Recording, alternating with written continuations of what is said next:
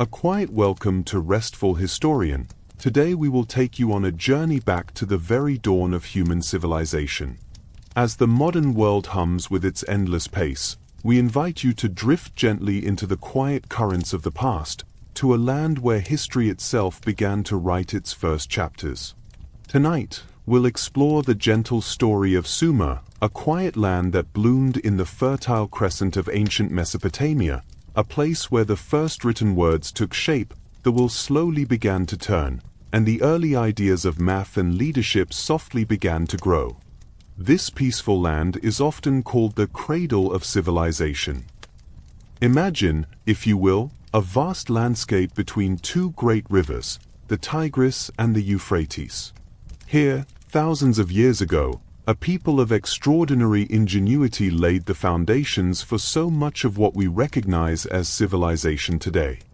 They built the first cities, developed the first writing system, conceived of the first laws, and gazed at the stars with a profound sense of wonder that would inspire countless generations. As the gentle current of our narration carries you forward, picture the sun setting over mud-brick temples, the soft glow of oil lamps illuminating scribes at work, and the murmurs of daily life echoing through bustling marketplaces. We'll delve into their triumphs and their struggles, their innovations and their beliefs, all while maintaining a calm and measured pace, perfect for guiding you into a restful state. This isn't just a history lesson, it's an invitation to experience the echoes of a distant past, a story told with the softness of a lullaby. So, settle in, take a deep breath, and allow the ancient world of Sumer to unfold around you. As we gently drift even further back in time, our journey now takes us to the very, very beginning, to the initial spark that ignited the incredible phenomenon we call civilization in this truly remarkable ancient land. This transformation, quiet yet absolutely profound, would forever reshape the way human beings lived, interacted, and understood their world. For countless millennia, stretching back into a past so deep it exists only in the whispers of archaeology and the silent echoes of ancient landscapes, human beings existed as nomadic hunter-gatherers. Imagine, if you will, a life dictated by the seasons and the movements of animals. Their existence was an intricate, constant dance with the raw, untamed rhythms of nature. They were always on the move, following herds of wild game across vast, open plains, or seeking out the seasonal bounty of edible plants, fruits, roots, and berries, wherever they could be found. Their daily lives were an unbroken cycle of searching and adapting. Every sunrise brought the immediate, pressing necessity of finding enough food for the day and for the family. Because they had to move so frequently, they could not accumulate many possessions. Everything they owned had to be easily carried. This constant movement and the immediate need for sustenance left very little time, energy, or resources for building permanent homes, for developing complex social structures beyond the immediate family or a small, close-knit tribal group. Their survival depended entirely on their ability to move with their environment, to adapt to whatever nature provided or didn't provide. It was a life of incredible physical hardiness and deep, intuitive knowledge of the natural world, a testament to humanity's early adaptability, but it was also a continuous cycle of immediate needs and a fundamental lack of settled predictability. There was no surplus, no long-term planning beyond the next hunt or harvest, no time for elaborate crafts or specialized roles. It was a beautiful, wild, and utterly demanding existence. But then, as the great river of time flowed slowly onward, somewhere around 8,000 to 7,000 BC, a quiet, almost imperceptible shift began to ripple through the Fertile Crescent, specifically within the lands nestled intimately between those two great rivers, the Tigris and the Euphrates. This was not a sudden, dramatic explosion of change, like a volcanic eruption or a great battle.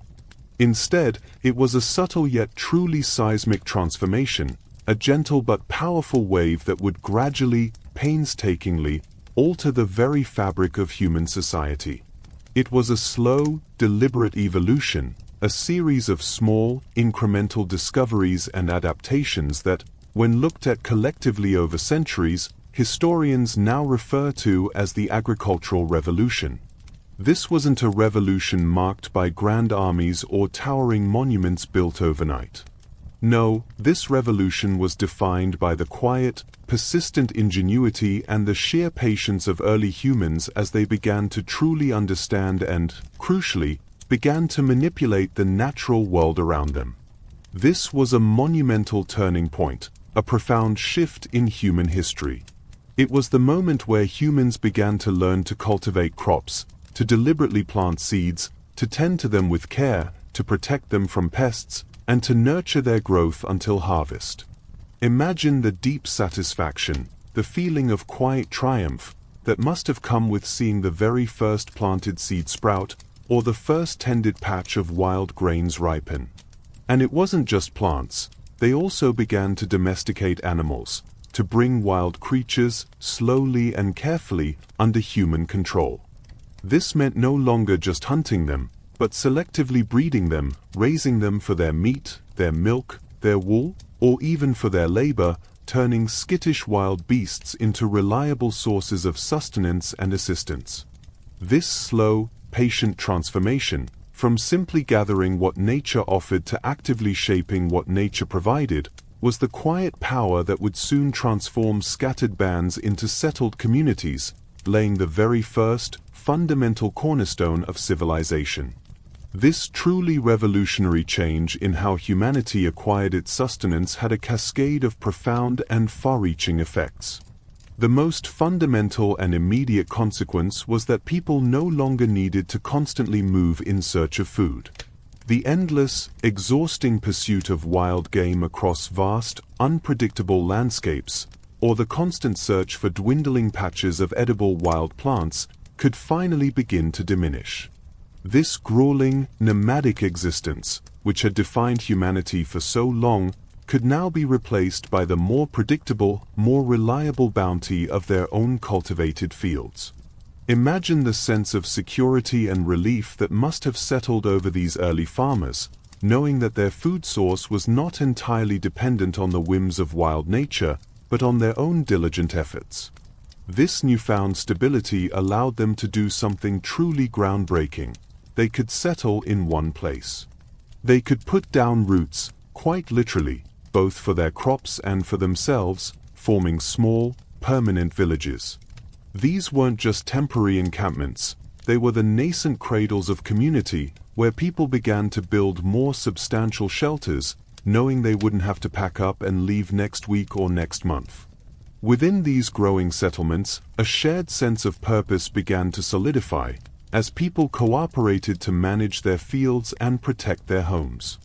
The abundance provided by agriculture, the consistent, reliable harvests of grain, the steady supply of milk and meat from domesticated animals, led directly to a truly transformative development, a surplus of food. For the very first time on a widespread, consistent scale, a community could produce more food than it immediately consumed. This was the moment when humanity moved beyond simple subsistence. This surplus was an absolute game changer, a profound shift in human potential. It meant that a community could produce enough food to feed not only its immediate members but also to store some away for lean times, or even to support more people. This led directly to a significant and sustained population growth. More food, more reliably available, meant that more people could be supported in a smaller, more concentrated area. And, crucially, this surplus allowed for something truly revolutionary: specialization. When not every single person was required to work the land full-time, from dawn till dusk, simply to ensure survival, individuals could begin to dedicate their inherent talents and skills to other crafts and tasks. Imagine someone discovering they had a particular knack for shaping clay, skillfully forming it into durable vessels for storing the precious surplus grain or water. This person could then become a dedicated potter, honing their craft. Another might prove to be exceptionally skilled at weaving plant fibers or animal wool into useful textiles for clothing or shelter, becoming a specialized weaver. Still others, with a vision for building and an understanding of materials, could become builders, constructing more robust homes, communal storage facilities, or even early defensive structures. This division of labor was far more than just a convenience or a way to make life easier. It was a fundamental, foundational step towards the development of truly complex societies. It allowed for far greater efficiency in producing goods, as individuals became highly skilled in their chosen craft. It fostered the accumulation of diverse knowledge and a wide array of specialized skills within the community. And, perhaps most importantly, it led to the creation of far more intricate and interdependent social and economic relationships, moving light years beyond the relatively simple needs and structures of a nomadic band. People began to rely on each other for different goods and services, creating a web of mutual dependence that knit the community together into something far more sophisticated and robust. As the centuries gently turned and the patterns of settled life became more ingrained, a remarkable transformation began to unfold in the very landscape of Mesopotamia itself. Around 5000 BC, these agricultural villages, which had steadily grown and become more organized, now firmly established themselves along the life-giving ribbons of the Tigris and Euphrates rivers. These weren't merely growing, they were literally burgeoning, evolving from clusters of homes into something far more significant, larger settlements that began to take on a distinctly new, more defined character. They were no longer just collections of farmsteads, they were vibrant nuclei, drawing people and resources, becoming centers of activity. The very land itself was a willing partner in this transformation. The fertile silt, rich and dark, was lovingly deposited by the annual, predictable floods of these magnificent rivers.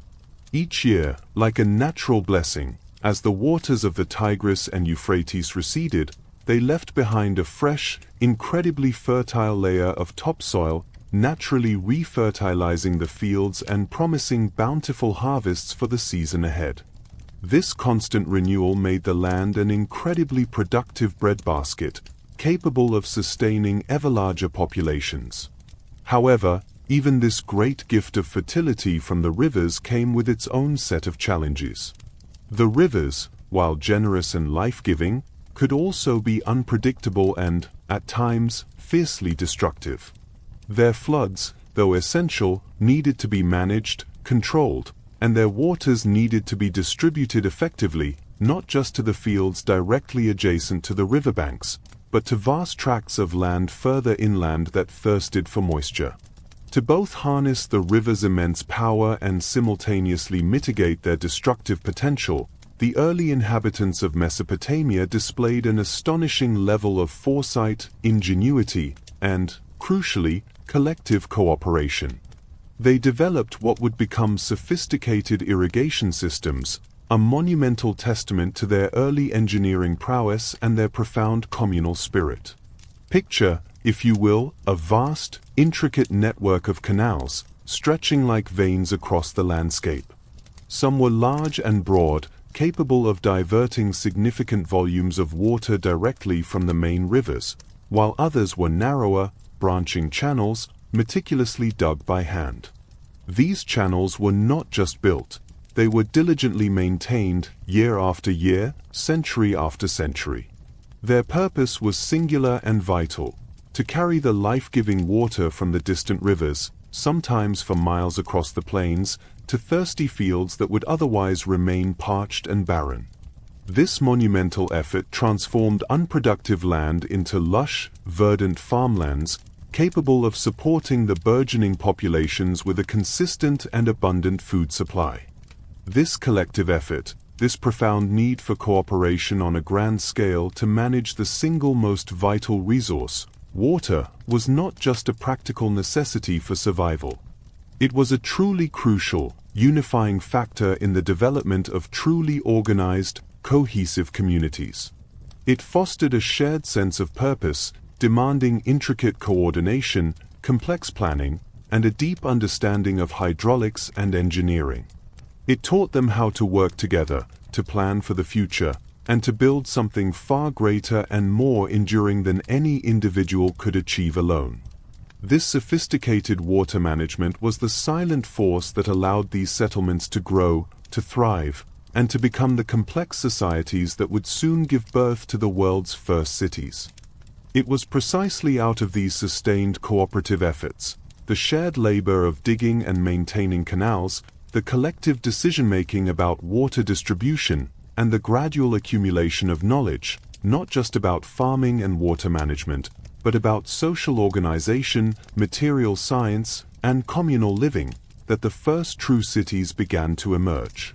These weren't just villages that had gotten a bit bigger, they were entirely new entities, fundamentally different in their scale, their structure, and their purpose. They were pulsating, vibrant centers of political, economic, and religious life, bustling hubs where thousands upon thousands of people lived, worked, and worshipped together.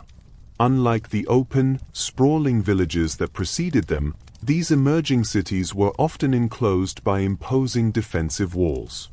Imagine enormous walls of mud brick, carefully constructed, providing a clear visual boundary and a strong sense of security. This was a clear sign of their growing importance, their accumulated wealth, and the vital need to protect their dense populations and valuable resources from external threats, whether from rival settlements or nomadic raiders. At the very heart of these cities, both geographically and symbolically, these urban landscapes were dominated by towering temples. These magnificent structures, often built upon high platforms called ziggurats, rose majestically towards the heavens, dedicated to the pantheon of gods and goddesses who the Sumerians profoundly believed governed every aspect of their world. These religious edifices were far more than just places of worship. They often functioned as central administrative hubs, economic centers where goods were stored and distributed, and places of learning.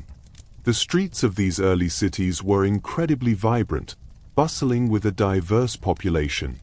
Picture the scene: farmers from the surrounding fertile lands bringing in their fresh produce to trade, skilled artisans, like potters, weavers, and metalworkers, crafting their goods in noisy workshops, merchants from distant lands bartering exotic wares and raw materials, priests conducting intricate rituals within the temple complexes, and busy administrators overseeing the complex daily operations of the city, from managing irrigation schedules to recording transactions.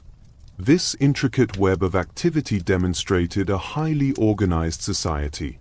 The very foundations of what we now proudly refer to as Sumerian civilization were being laid, painstakingly, brick by painstakingly crafted mud brick. Each individual brick, made from the very earth they lived upon, represented a piece of their collective effort, their remarkable ingenuity, and their enduring perseverance.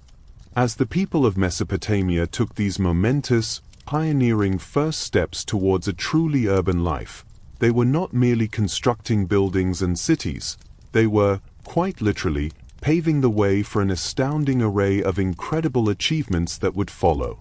From the invention of writing to the codification of laws, from advances in mathematics and astronomy to breathtaking artistic expressions, these early city builders were setting a profound and lasting precedent for human civilization that would echo and inspire for millennia to come.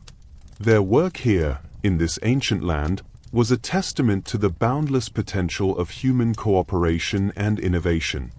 As the slow, steady rhythm of early human development guided our ancestors from the nomadic life of hunter-gatherers to the settled existence of farmers, a profound transformation began to unfold in the fertile crescent of Mesopotamia. Imagine the small, self-sufficient farming villages we spoke of, gradually growing, year after year, harvest after harvest. It was a gradual, almost imperceptible process, yet it led to one of humanity's most revolutionary organizational leaps, the birth of the city-state. This wasn't merely a larger village, It was a completely new form of human habitation and political organization, a vibrant, complex hub that would become the very blueprint for civilizations across the globe for millennia.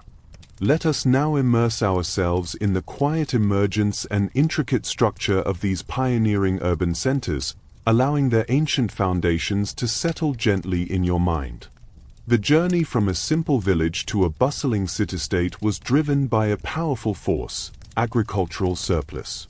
Imagine the incredible efficiency of the Sumerian irrigation systems, meticulously diverting the life-giving waters of the Tigris and Euphrates to their sun-drenched fields. This masterful control over water meant that farmers could produce far more food than was needed to feed their own families. This food surplus was the essential spark. It meant that not everyone had to dedicate their lives to farming. Some individuals could now be freed from the fields to pursue other vital tasks, creating a new level of specialized labor. Think of the potters who could now spend all their time crafting vessels, or the weavers producing fine textiles, or the metalworkers forging tools and weapons. This concentration of surplus and specialized skills naturally led to population growth and an increasing density of settlement. People began to gather together in larger and larger communities, drawn by the opportunities for safety, trade, and communal enterprise. This concentration offered profound advantages. Imagine the feeling of enhanced security that came from living within a large, organized community, particularly one that could construct formidable defenses. Resources could be shared more efficiently, and large-scale projects, like the building of massive irrigation canals or monumental temples, could only be undertaken by a large, organized populace working together. The shift from scattered villages to these burgeoning urban centers was not a sudden explosion, but a gradual, organic growth, a slow but inevitable process driven by the very success of their agricultural endeavors and the increasing complexity of human interaction. The village became a town, and the town, over centuries, swelled into the vibrant, dynamic entity we call the city-state. Now, let us truly visualize the structure of a Sumerian city-state. Imagine, with your mind's eye, a distinct, self-contained entity.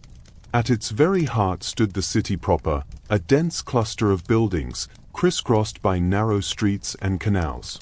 This urban core was surrounded by vast expanses of agricultural land, meticulously cultivated by the city's farmers, extending out to the often contested borders with neighboring city-states. This immediate agricultural hinterland was the lifeblood of the city, providing its essential food supply. The first and most striking feature of any Sumerian city would have been its imposing walls. Imagine these immense fortifications, often built from sun-dried mud bricks, rising high into the sky, sometimes several layers thick, encircling the entire urban area. These walls were not merely defensive structures, though their primary purpose was indeed to protect the inhabitants from raids by nomadic tribes or attacks from rival city-states. Picture the immense labor involved in constructing and maintaining these colossal barriers, a testament to the city's power and its collective will. The walls also symbolized the city's unique identity, a tangible boundary between the sacred, ordered space of the city and the wild, often chaotic world outside. Massive gates, often fortified, served as the primary entry and exit points, bustling with merchants, farmers, and travelers during the day, and carefully guarded at night. Dominating the skyline, rising majestically above all other structures, was the magnificent ziggurat and its surrounding temple complex. Imagine this colossal, stepped pyramid, its baked brick facade shimmering in the sun, a visible testament to the city's devotion. The ziggurat was not just a building, it was the sacred mountain, the literal house of the god, the patron deity who was believed to own and protect the entire city-state. Surrounding the ziggurat, at its base, was an extensive temple complex. This complex was a hive of activity, comprising not only shrines for worship but also numerous administrative buildings, priestly residences, large granaries for storing surplus food, workshops where skilled artisans produced goods for the temple, and vast courtyards used for religious festivals and public gatherings. This temple precinct was the spiritual, economic, and often political heart of the city, truly the nexus of power and daily life. Adjacent to, or sometimes integrated with, the temple complex, stood the impressive palace, the seat of secular power and the residence of the king. Imagine the grandeur of the king's dwelling, a sprawling complex of courtyards, reception halls, private chambers, and administrative offices. The palace represented the earthly authority, often a military leader who had risen to prominence. While the temple symbolized divine rule, the palace represented human governance, though the king's authority was always understood to be divinely sanctioned. The relationship between the palace and the temple was complex, sometimes cooperative, sometimes rivalrous, reflecting the dual nature of power in Sumerian society. Beyond these monumental structures, the city was densely packed with residential areas.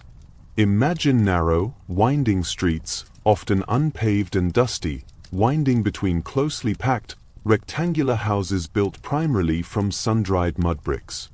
Most homes were modest, single-story structures with a central courtyard for light and ventilation, providing refuge from the intense heat. Wealthier homes might be 2 stories high, with more elaborate interiors and perhaps kiln-fired bricks for greater durability. Life was lived very much in community, with neighbors in close proximity. Scattered throughout the city, and particularly near the gates and along main thoroughfares, would be bustling marketplaces and specialized workshops. Imagine the vibrant chaos of the marketplace, the cacophony of voices, the haggling over prices, the rich aromas of cooking food, spices, and freshly baked bread.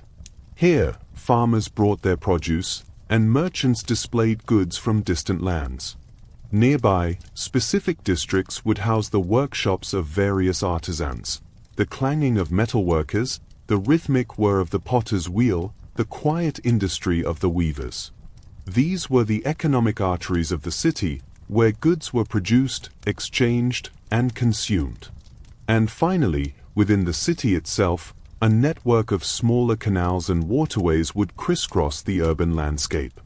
Imagine these not just for transportation of goods by small boats, but also for providing fresh water to different districts and for managing drainage, although sanitation was still rudimentary by modern standards. These internal waterways were crucial for daily life and contributed to the unique character of Sumerian urban environments. The governance and administration of these complex city-states evolved significantly over time. In the earliest periods, Sumerian city-states were largely theocracies, meaning they were ruled by priests. Imagine the priest-king, or Ensi, as the primary authority figure, believed to be the direct representative of the city's patron god on earth. His power stemmed from his sacred role, overseeing both religious rituals and the temple's vast economic affairs. Decisions were often made in consultation with elders and guided by divine omens. However, as conflicts between city-states became more frequent and intense, a new type of leader emerged, the Lugal, or big man.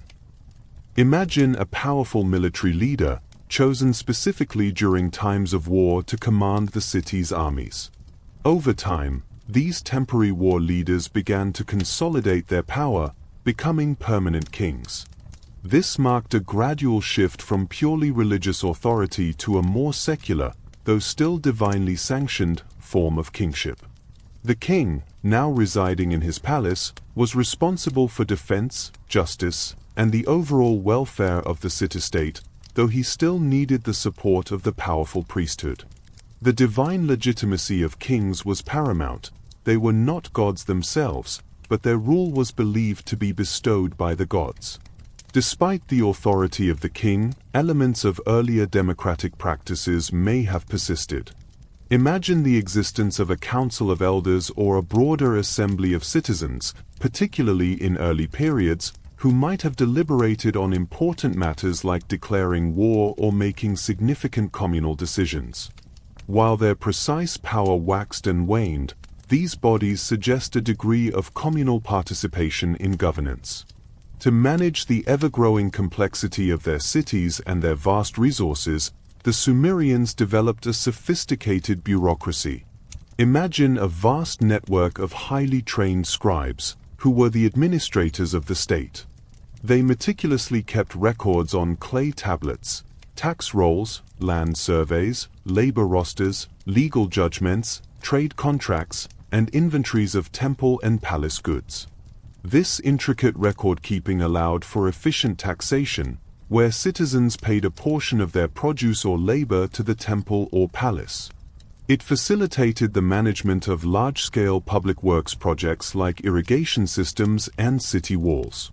This detailed administration, performed by specialized officials, ensured law and order, dispute resolution, and the overall smooth functioning of the city-state. These early forms of law and order, while often based on customary practice, were the direct precursors to the famous written law codes that would emerge later. The economy of the Sumerian city-state was complex and highly interdependent, a testament to their organizational skills. At its very heart was the temple economy. Imagine the temple not just as a place of worship, but as the largest landholder, the biggest employer, and the most significant economic enterprise in the city. The temple owned vast tracts of fertile land, which were cultivated by farmers and laborers, often on a communal basis. Its workshops produced goods, its granaries stored surplus food, and its administrative offices managed the city's resources. Offerings made to the gods, taxes collected from the populace, and revenues from trade flowed into the temple's coffers, which then redistributed resources, provided loans, and managed essential services for the community. The foundation of this entire economic system was, of course, agriculture. Imagine the farmers diligently cultivating barley, wheat, dates, and various vegetables in the irrigated fields. Livestock, primarily sheep, goats, and pigs, provided meat, milk, wool, and skins. The success of their sophisticated irrigation systems was paramount, ensuring reliable harvests year after year, which was the very basis for the city-state's prosperity and its ability to support a non-farming population. Beyond agriculture, trade was absolutely vital, operating on multiple levels. There was internal trade within the city itself, with marketplaces bustling with local goods. Intercity trade connected neighboring Sumerian city-states, exchanging specialized products and raw materials. But most crucially, there was extensive long-distance trade. As we discussed, Sumer lacked vital raw materials like timber, metals, copper, tin, and precious stones. Imagine intrepid Sumerian merchants organizing daring expeditions, traveling by riverboat down the Euphrates to the Persian Gulf, and then perhaps by sea to distant lands like Dilmun, modern Bahrain, Magan, Oman, and Meluhha, the Indus Valley civilization. Overland caravans would venture east to the Iranian plateau for minerals and north to Anatolia for timber. In return for these crucial imports, Sumerians would export their manufactured goods, fine textiles made from wool, highly sought-after pottery, and surplus agricultural products like grain and dried fish. This complex web of trade was a lifeblood, connecting Sumer to a much wider world. The agricultural surplus and efficient trade allowed for remarkable craft production and specialization. Imagine a society where not everyone had to be a farmer. This newfound freedom allowed individuals to specialize in specific skills, leading to a blossoming of craftsmanship. There were highly skilled potters producing enormous quantities of high-quality pottery, from simple storage jars to elaborate decorated vessels. Weavers transformed abundant wool into fine textiles, often exported. Metalworkers, coppersmiths, bronzesmiths, fashioned tools, weapons, and intricate jewelry. There were also carpenters, stonecutters, working with imported stone, jewelers, leatherworkers, and many other specialized artisans, each contributing to the material wealth and sophistication of the city-state. While Chapter 7 will delve deeply into the specifics of daily life within these city-states, it is important to briefly envision it here to understand the living reality of these structures. Imagine the sheer diversity of roles within the city walls: kings, priests, scribes, soldiers, merchants, artisans, farmers, laborers, and slaves, all interacting within this confined space. Hear the sounds of the bustling marketplace, the distant murmur of conversations, the calls of street vendors, the rhythmic clang of a metalworker's hammer, the occasional bleating of sheep being herded to slaughter. Smell the mingled aromas of baking bread, burning incense from the temple, and the earthy scent of the canals. See the constant movement, the flow of people and goods, the vibrant tableau of human activity. The very act of living within the walls of a Sumerian city fostered a powerful communal aspect, a shared identity and destiny tied to the prosperity and protection of their urban home. Finally, the defining characteristic of this period was the very concept of the independent city-state itself. Imagine each Sumerian city as its own sovereign entity, a distinct political power.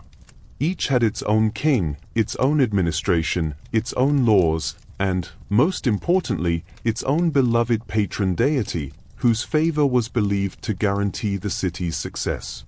This deep religious connection was central to the city's unique cultural identity and immense local patriotism. While all Sumerian city-states shared a common language, Sumerian, a common writing system, cuneiform, and a broad cultural framework, each city possessed its own distinct traditions, festivals, and legends that reinforced its unique character. However, this fierce independence, while fostering local strength and identity, also led to perpetual competition and rivalry between neighboring city-states. Imagine these independent powers, each striving for dominance, constantly squabbling over fertile borderlands, access to vital irrigation canals, or control over lucrative trade routes. This inherent political fragmentation and constant warfare, while a part of their existence, would eventually become a significant challenge, laying the groundwork for the conflicts that would define later periods of Sumerian history. Thus, the Sumerian city-state was a monumental achievement in human organization, a vibrant microcosm of civilization that brought together agriculture, specialized labor, complex governance, sophisticated economy, and deeply held spiritual beliefs within a single, walled urban center. These pioneering cities were the crucible in which many of the fundamental elements of civilization were forged, setting the stage for all the empires and societies that would follow. As you reflect on the intricate layers of these ancient urban marvels, allow yourself to drift into a deep and tranquil rest, knowing that you are contemplating the very genesis of city life. As we gently settle deeper into the quiet contemplation of ancient Sumer, let us now shift our perspective from the grand narratives of kings and innovations to the everyday rhythms of life within their bustling city-states. Imagine yourself not as an outside observer, but as a silent, invisible presence, weaving through the narrow, dusty streets, catching glimpses into the homes, workshops, and marketplaces of the common Sumerian people. This chapter will immerse us in the rich tapestry of their daily life and society, revealing the intricate layers of their social structures, their family bonds, their work, their leisure, and the very fabric of their communal existence. It is here, in the mundane and the ordinary, that we often find the deepest truths about a civilization. Let us first consider the social structure of ancient Sumer, a complex and hierarchical system that defined every individual's place from birth. At the very pinnacle of this society stood the kings and high priests. Imagine the king, the Lugal, residing in his magnificent palace, surrounded by advisors and servants, issuing decrees and leading armies. He was the earthly representative of the city's patron god, responsible for its prosperity and protection. Alongside him, or sometimes even preceding him in authority, were the high priests, the Ensi, who managed the vast temple estates, oversaw religious rituals, and interpreted the divine will. They were the custodians of immense wealth and spiritual power. These elite figures lived lives of considerable luxury, with fine clothing, abundant food, and grand residences, signifying their exalted status. Beneath this ruling elite came a crucial and highly respected class, the scribes. Imagine them, diligently hunched over clay tablets, stylus in hand, their fingers stained with wet clay. These were the intellectual backbone of Sumer, the few who possessed the rare and complex skill of reading and writing cuneiform. They served as record keepers for the palace and temple, administrators, legal clerks, teachers, and even as diplomats. Their literacy granted them immense power and prestige, allowing them to navigate the intricate bureaucracy and preserve knowledge. They were highly educated, and their role was absolutely vital to the functioning of the sophisticated Sumerian state. Next were the wealthy merchants, the entrepreneurs and adventurers of Sumer. Imagine them organizing caravans laden with grain and textiles, dispatching boats down the rivers and across the Persian Gulf, braving dangers to bring back exotic timber, shimmering metals, and precious stones from distant lands. These were the individuals who fueled Sumer's economy, enriching both themselves and their city through trade. They lived comfortable lives, often owning multiple properties and enjoying a higher standard of living. Alongside them were other important figures like military officers, who commanded the city's armies, and skilled engineers, who oversaw the monumental irrigation systems and architectural projects. Below these prosperous layers were the incredibly important class of artisans and skilled laborers. Imagine the bustling workshops, the rhythmic clanging of the metalworkers shaping copper and bronze into tools, weapons, and intricate jewelry, the dusty air around the potters as they spun clay on their wheels, crafting thousands of utilitarian and artistic vessels, the meticulous work of the weavers creating beautiful textiles from wool and flax, the diligent toil of carpenters, masons, and bricklayers constructing homes, temples, and palaces. These skilled individuals were the backbone of Sumer's material culture, producing the goods that sustained daily life and adorned their magnificent cities. Their skills were often passed down through families, creating lineages of master craftsmen. The vast majority of the Sumerian population consisted of farmers.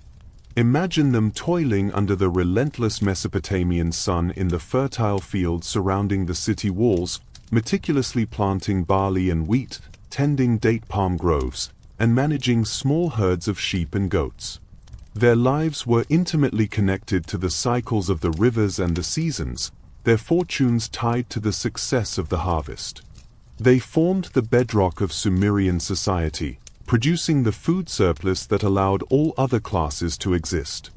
Their lives were hard, physically demanding, and often revolved around the communal efforts required for irrigation. At the very bottom of the social hierarchy were the slaves. Imagine them performing the most arduous and menial tasks, often without pay or freedom. Slavery in Sumer was not based on race. Individuals could become slaves through various means, as prisoners of war captured in conflicts with rival city-states or foreign invaders, as a punishment for certain crimes, or, most commonly, as a result of debt. A person unable to pay off a loan might be forced to sell themselves or a family member into temporary servitude to repay their debt. While some slaves might achieve a degree of trust or even manage small businesses for their owners, their lives were generally harsh and without rights. Within this structured society, the family was the fundamental unit, the very cornerstone of Sumerian life. Imagine a typical Sumerian household, often a multi-generational extended family living together. Marriage was a crucial social institution, usually arranged by the parents, often involving contracts and dowries exchanged between families.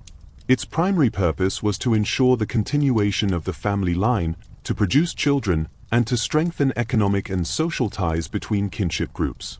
While some affection surely existed, it was largely a pragmatic arrangement. Men generally held the dominant position within the family and society.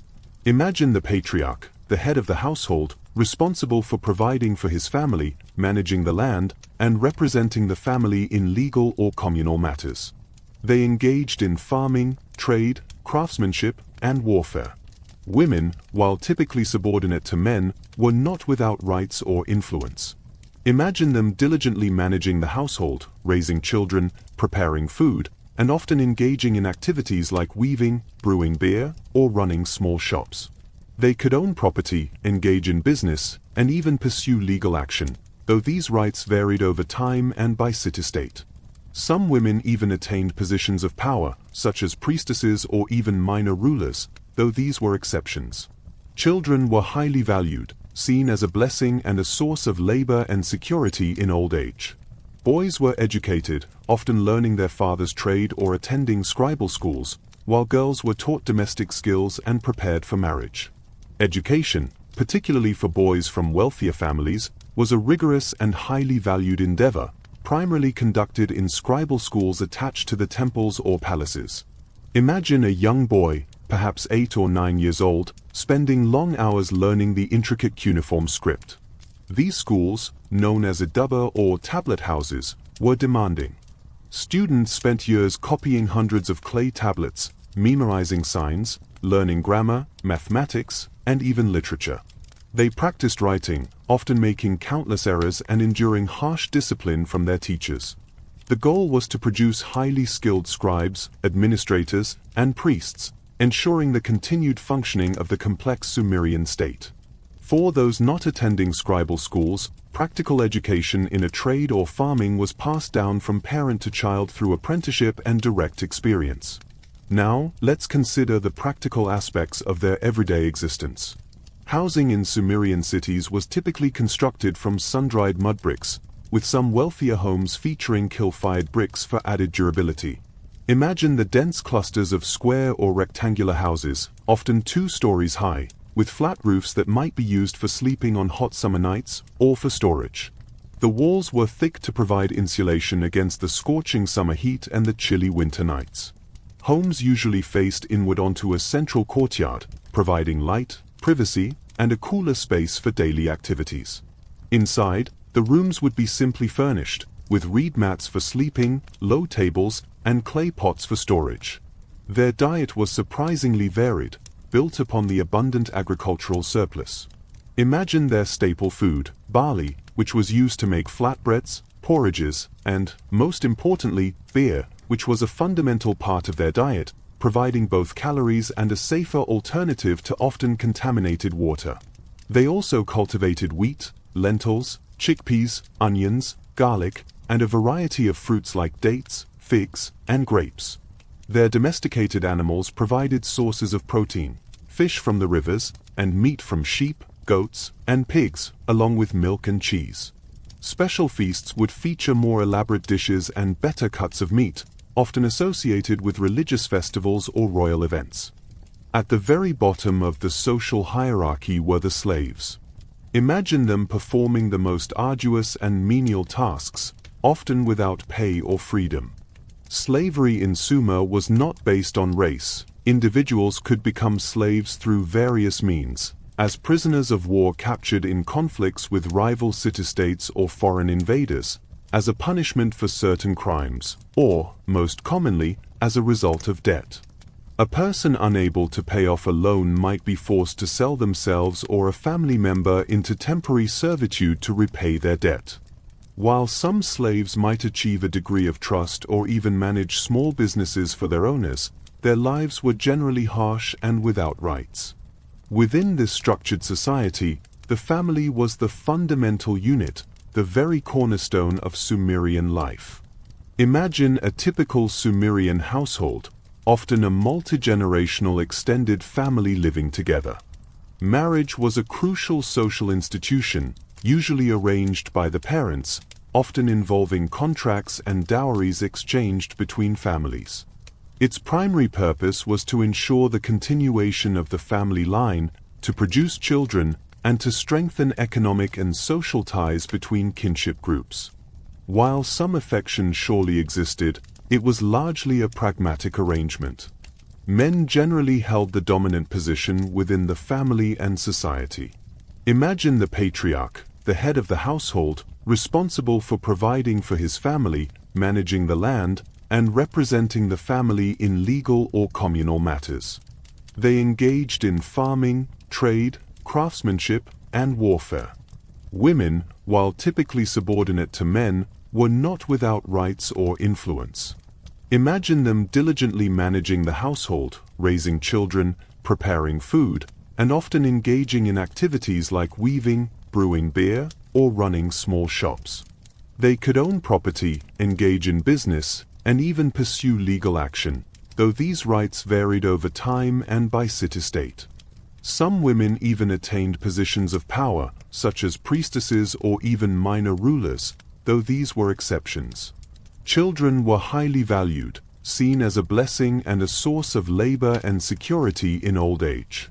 Boys were educated, often learning their father's trade or attending scribal schools, while girls were taught domestic skills and prepared for marriage. Education, particularly for boys from wealthier families, was a rigorous and highly valued endeavor, primarily conducted in scribal schools attached to the temples or palaces. Imagine a young boy, perhaps 8 or 9 years old, spending long hours learning the intricate cuneiform script. These schools, known as idaba or tablet houses, were demanding. Students spent years copying hundreds of clay tablets, memorizing signs, learning grammar, mathematics, and even literature. They practiced writing, often making countless errors and enduring harsh discipline from their teachers. The goal was to produce highly skilled scribes, administrators, and priests, ensuring the continued functioning of the complex Sumerian state. For those not attending scribal schools, practical education in a trade or farming was passed down from parent to child through apprenticeship and direct experience. Now, let's consider the practical aspects of their everyday existence. Housing in Sumerian cities was typically constructed from sun-dried mud bricks, with some wealthier homes featuring kiln-fired bricks for added durability. Imagine the dense clusters of square or rectangular houses, often 2 stories high, with flat roofs that might be used for sleeping on hot summer nights or for storage. The walls were thick to provide insulation against the scorching summer heat and the chilly winter nights. Homes usually faced inward onto a central courtyard, providing light, privacy, and a cooler space for daily activities. Inside, the rooms would be simply furnished, with reed mats for sleeping, low tables, and clay pots for storage. Their diet was surprisingly varied, built upon the abundant agricultural surplus. Imagine their staple food, barley, which was used to make flatbreads, porridges, and, most importantly, beer, which was a fundamental part of their diet, providing both calories and a safer alternative to often contaminated water. They also cultivated wheat, lentils, chickpeas, onions, garlic, and a variety of fruits like dates, figs, and grapes. Their domesticated animals provided sources of protein, fish from the rivers, and meat from sheep, goats, and pigs, along with milk and cheese. Special feasts would feature more elaborate dishes and better cuts of meat, often associated with religious festivals or royal events. Clothing was practical and adapted to the hot climate. Imagine simple garments made from wool, linen, or flax. Men typically wore skirts or kilts, often belted at the waist, while women wore long, draped dresses that covered one shoulder, leaving the other bare. During colder periods, cloaks or shawls would provide warmth.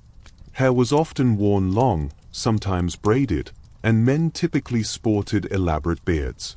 Both men and women wore simple jewelry, such as necklaces, bracelets, and earrings, often made of copper, bronze, or shells, and sometimes more precious materials if they were wealthy. Health and medicine in Sumer were a blend of practical observation, herbal remedies, and strong religious beliefs. Imagine a Sumerian physician, an Asu, who understood rudimentary surgical procedures and possessed knowledge of various herbs and their medicinal properties, perhaps treating wounds or setting broken bones. Alongside them, the Ashipu, or exorcist priest, played a crucial role, as illness was often believed to be caused by malevolent spirits or divine displeasure. Treatments would involve prayers, incantations, rituals to appease angry deities or demons, alongside the application of plant-based medicines. While their understanding of anatomy and disease was limited by modern standards, they were keen observers and documented various medical symptoms and remedies on clay tablets. Despite the hard work and challenges, Sumerian life also included periods of leisure and entertainment. Imagine the vibrant scenes in the city. Music was an integral part of their lives, used in religious ceremonies, royal courts, and for simple entertainment. We know they played stringed instruments like lyres and harps, as well as pipes, drums, and tambourines. Imagine the soulful sounds of a Sumerian lyre accompanying a storyteller or a dancer in a temple courtyard. Games were also popular. We know they played board games, the most famous being the Royal Game of Yore, a strategy game with dice and counters, whose intricate boards have been discovered in royal tombs. Imagine families or friends gathered, intently playing this game, perhaps betting small sums of money. Festivals and religious ceremonies were frequent and spectacular events, offering a break from the daily grind and serving as important social gatherings. Imagine the entire city participating in grand processions, offering sacrifices at the ziggurat, feasting on abundant food, and enjoying music and dance. These festivals were deeply intertwined with their religious calendar, celebrating harvests, honoring specific deities, or commemorating important historical events. They were times of communal bonding, reinforcing the shared identity and beliefs of the city-state. The Sumerians were also keenly aware of their surroundings and found beauty in the mundane. Imagine the sounds of the bustling marketplace, the distant murmur of conversations, the rhythmic beat of a potter's wheel, the aroma of baking bread mingled with the scent of incense from the temple. The sheer density of life in their cities, the constant human interaction, created a dynamic and engaging environment. They were not just toilers. They were a people with an appreciation for order, beauty, and communal life. In conclusion, understanding the daily life and social fabric of ancient Sumer allows us to truly connect with these pioneering people on a human level. It reveals that beneath the monumental achievements and the grand narratives of power, there were ordinary men, women, and children living their lives, working, loving, learning, and finding meaning in their world. Their complex social hierarchy, their strong family units, their rigorous educational systems, their practical daily routines, and their moments of communal joy and struggle all paint a vivid picture of a civilization that was not only remarkably advanced but also deeply human. This ground-level perspective helps us to appreciate the true resilience and ingenuity of the Sumerians, who built a thriving society from the very earth beneath their feet. As you reflect on these intricate details of their everyday existence, allow your mind to drift peacefully, finding a deeper connection with the timeless pulse of human life. As our peaceful exploration of ancient Sumer continues, let us now gently turn our attention to the spiritual landscape that permeated every breath, every decision, and every monument of this pioneering civilization. For the Sumerians, religion was not a separate facet of life. It was the very air they breathed, an inseparable part of their existence. Every sunrise, every flood, every harvest, every victory, and every defeat was interpreted through the lens of their intricate beliefs about the divine. To truly understand Sumer, we must, therefore, immerse ourselves in their rich and complex pantheon of gods and goddesses and the unique worldview that arose from their profound spiritual understanding. Imagine a world where the gods were as real and present as the rivers themselves, intimately involved in the daily drama of human life. At the core of Sumerian religion was polytheism, the belief in many gods and goddesses. Imagine a vast, divine assembly, a celestial council, with each deity possessing unique powers, responsibilities, and personalities. Unlike later monotheistic religions, there wasn't a single, all-powerful deity, but rather a complex hierarchy of divine beings who governed different aspects of the cosmos and human affairs.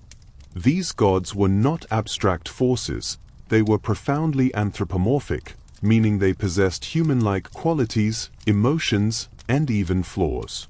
They could feel anger, love, jealousy, joy, frustration, and could even behave impulsively, much like humans themselves.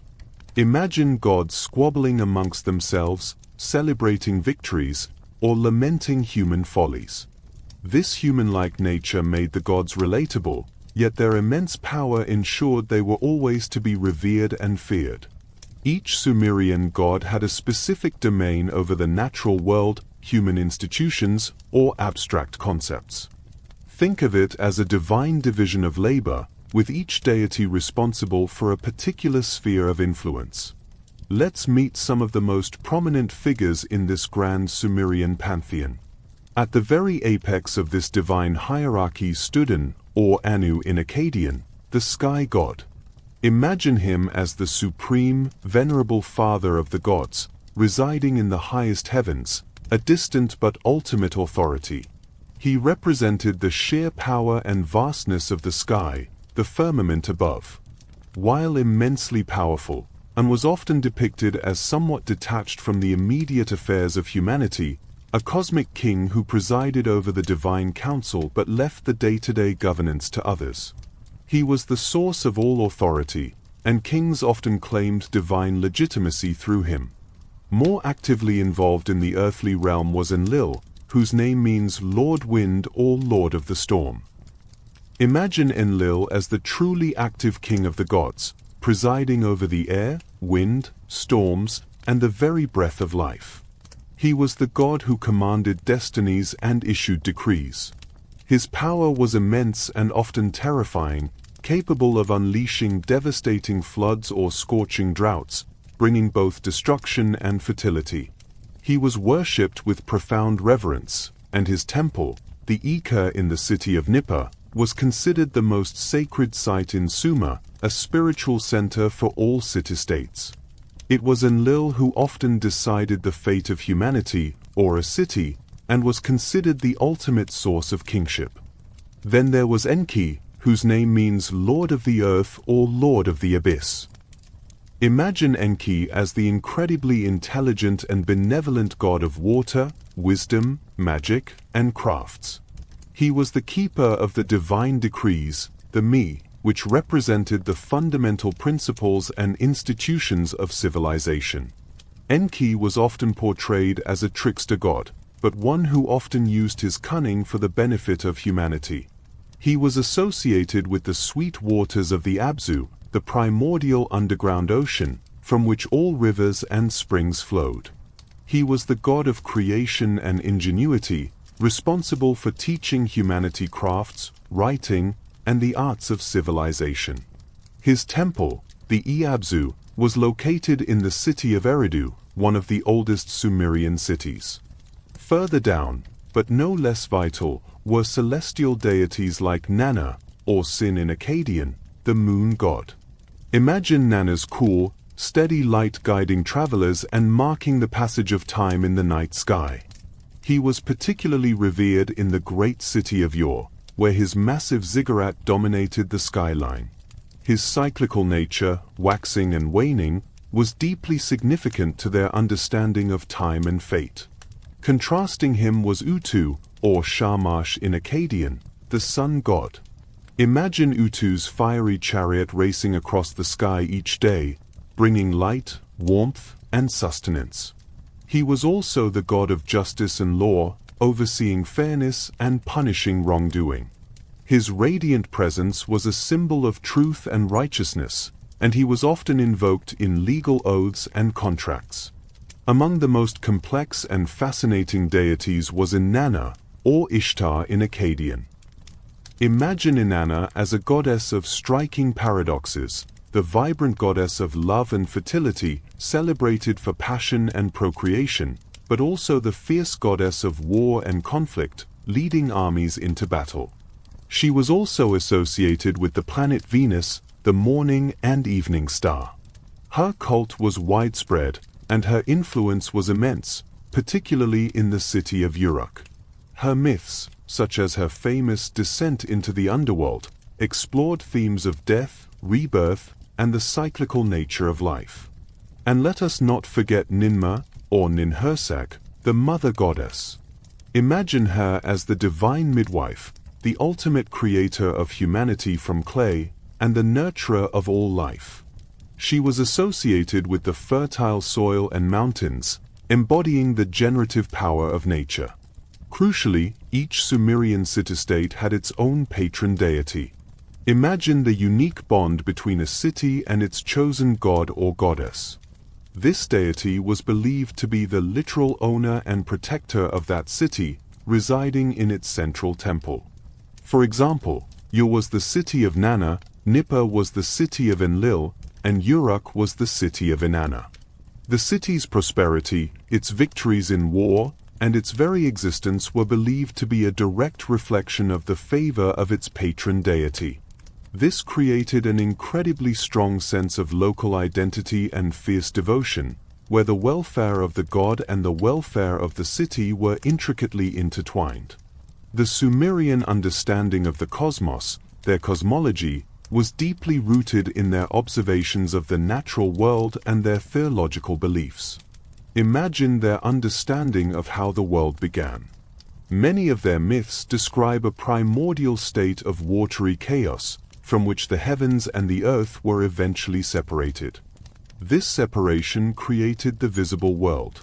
Humanity itself was not an accident but had a very specific purpose. Humans were created by the gods, often from clay mixed with divine blood, to serve the gods. Imagine the gods, burdened by the endless toil of cultivating the earth and managing the cosmos, deciding to create humans to do the heavy lifting, to provide them with food, drink, and comfort through offerings and rituals. This fundamental concept, that humanity exists to serve the divine, permeated every aspect of Sumerian life. The relationship between gods and humans was thus one of master and servant, though often tempered by a child-parent dynamic. The gods were powerful, often awe-inspiring, and sometimes capricious or unpredictable. Their favor brought prosperity, while their displeasure could bring famine, flood, or defeat. Humans were utterly dependent on the gods for their very existence and survival. Imagine a Sumerian citizen constantly aware of the divine gaze, striving to live in a way that would please their gods, seeking omens, and participating in rituals to maintain cosmic harmony. Decisions, both great and small, were often made with an eye toward divine will. The gods were believed to convene in a divine assembly, a celestial council where major decisions regarding the fate of humanity or specific cities were made, often presided over by En or Enlil. This pervasive religious worldview found its most magnificent expression in the role of the temple and the priesthood. The temple was not merely a place of worship, it was considered the literal house of the god on earth. Imagine the god's divine image, or statue, housed within the innermost sanctuary of the temple, believed to be the physical manifestation of the deity itself. This statue was meticulously cared for, ritually clothed, fed, and adorned, just as one would care for a king or noble. The temple complex was therefore the spiritual, and often the economic, heart of every Sumerian city-state.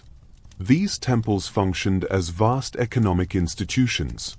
Imagine them owning extensive tracts of fertile land, employing large numbers of farmers, laborers, and artisans. They maintained massive granaries, workshops for various crafts, and extensive administrative offices with numerous scribes managing their immense wealth. Offerings from the populace, taxation, and trade revenues flowed into the temple, which then redistributed resources, provided loans, and managed public works like irrigation systems. The temple economy was a complex system of production, storage, and redistribution, reflecting the god's ownership of the city's wealth. The priesthood was a highly specialized and powerful class, dedicated to serving the gods and mediating between the divine and human realms.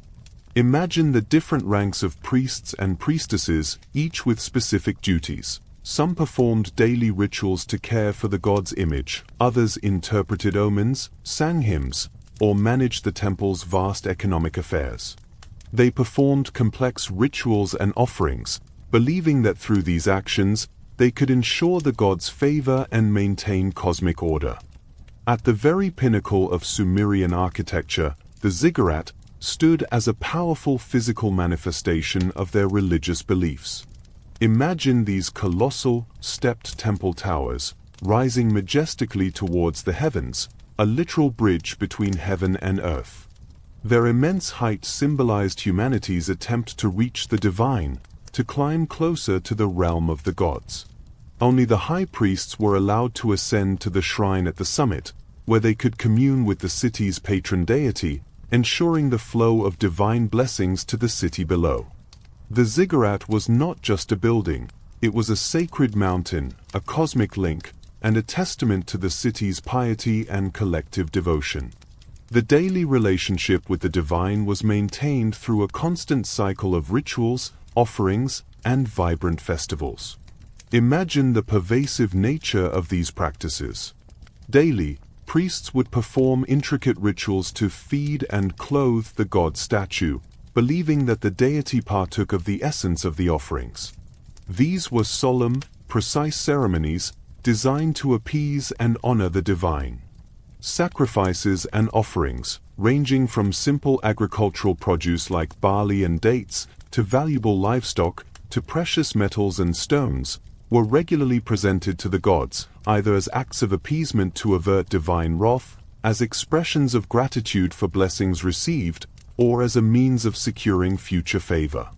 Individuals might offer personal prayers and small votive figurines, placed in the temple, to perpetually pray on their behalf. The Sumerian calendar was punctuated by numerous festivals and religious celebrations, which were significant social and communal events.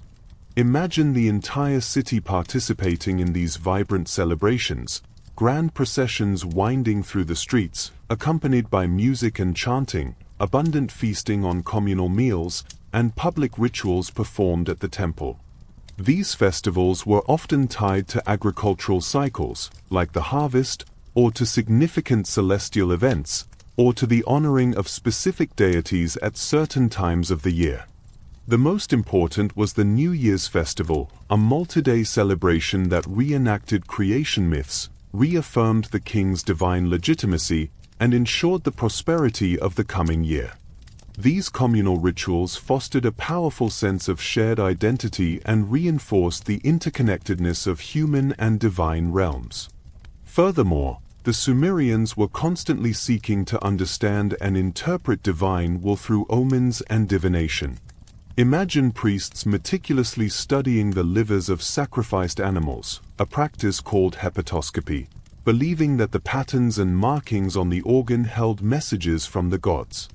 They observed celestial phenomena, believing that planetary movements or unusual atmospheric events could foretell future events.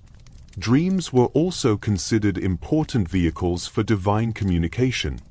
This constant seeking of omens reflected their profound belief that the gods were actively involved in human affairs and that their intentions could, if carefully observed, be deciphered. Finally, let us consider the Sumerian beliefs about the afterlife. Here, their worldview took a rather somber turn. Imagine their understanding of death as an inevitable journey to the land of no return, a dusty, dark, and gloomy underworld. This was not a place of heavenly reward or fiery punishment based on one's deeds in life. Instead, it was a universal fate for all, kings and commoners alike, a dim and joyless existence where souls, or giddim, were believed to subsist on dust and remain in a state of perpetual thirst, unless periodically sustained by offerings from the living. This bleak view of the afterlife meant that the Sumerians placed immense value on earthly life. Imagine their focus on prosperity, health, and, crucially, the continuation of one's family lineage. To die without children to make offerings to your giddim in the underworld was a terrible fate, condemning your spirit to an eternity of torment. Therefore, the goal was not to secure a glorious afterlife, but to live a long, prosperous, and meaningful life on earth, leaving behind a legacy and descendants who would ensure your memory and comfort after death. This perspective profoundly influenced their societal values and legal codes, which often emphasized family continuity and property inheritance.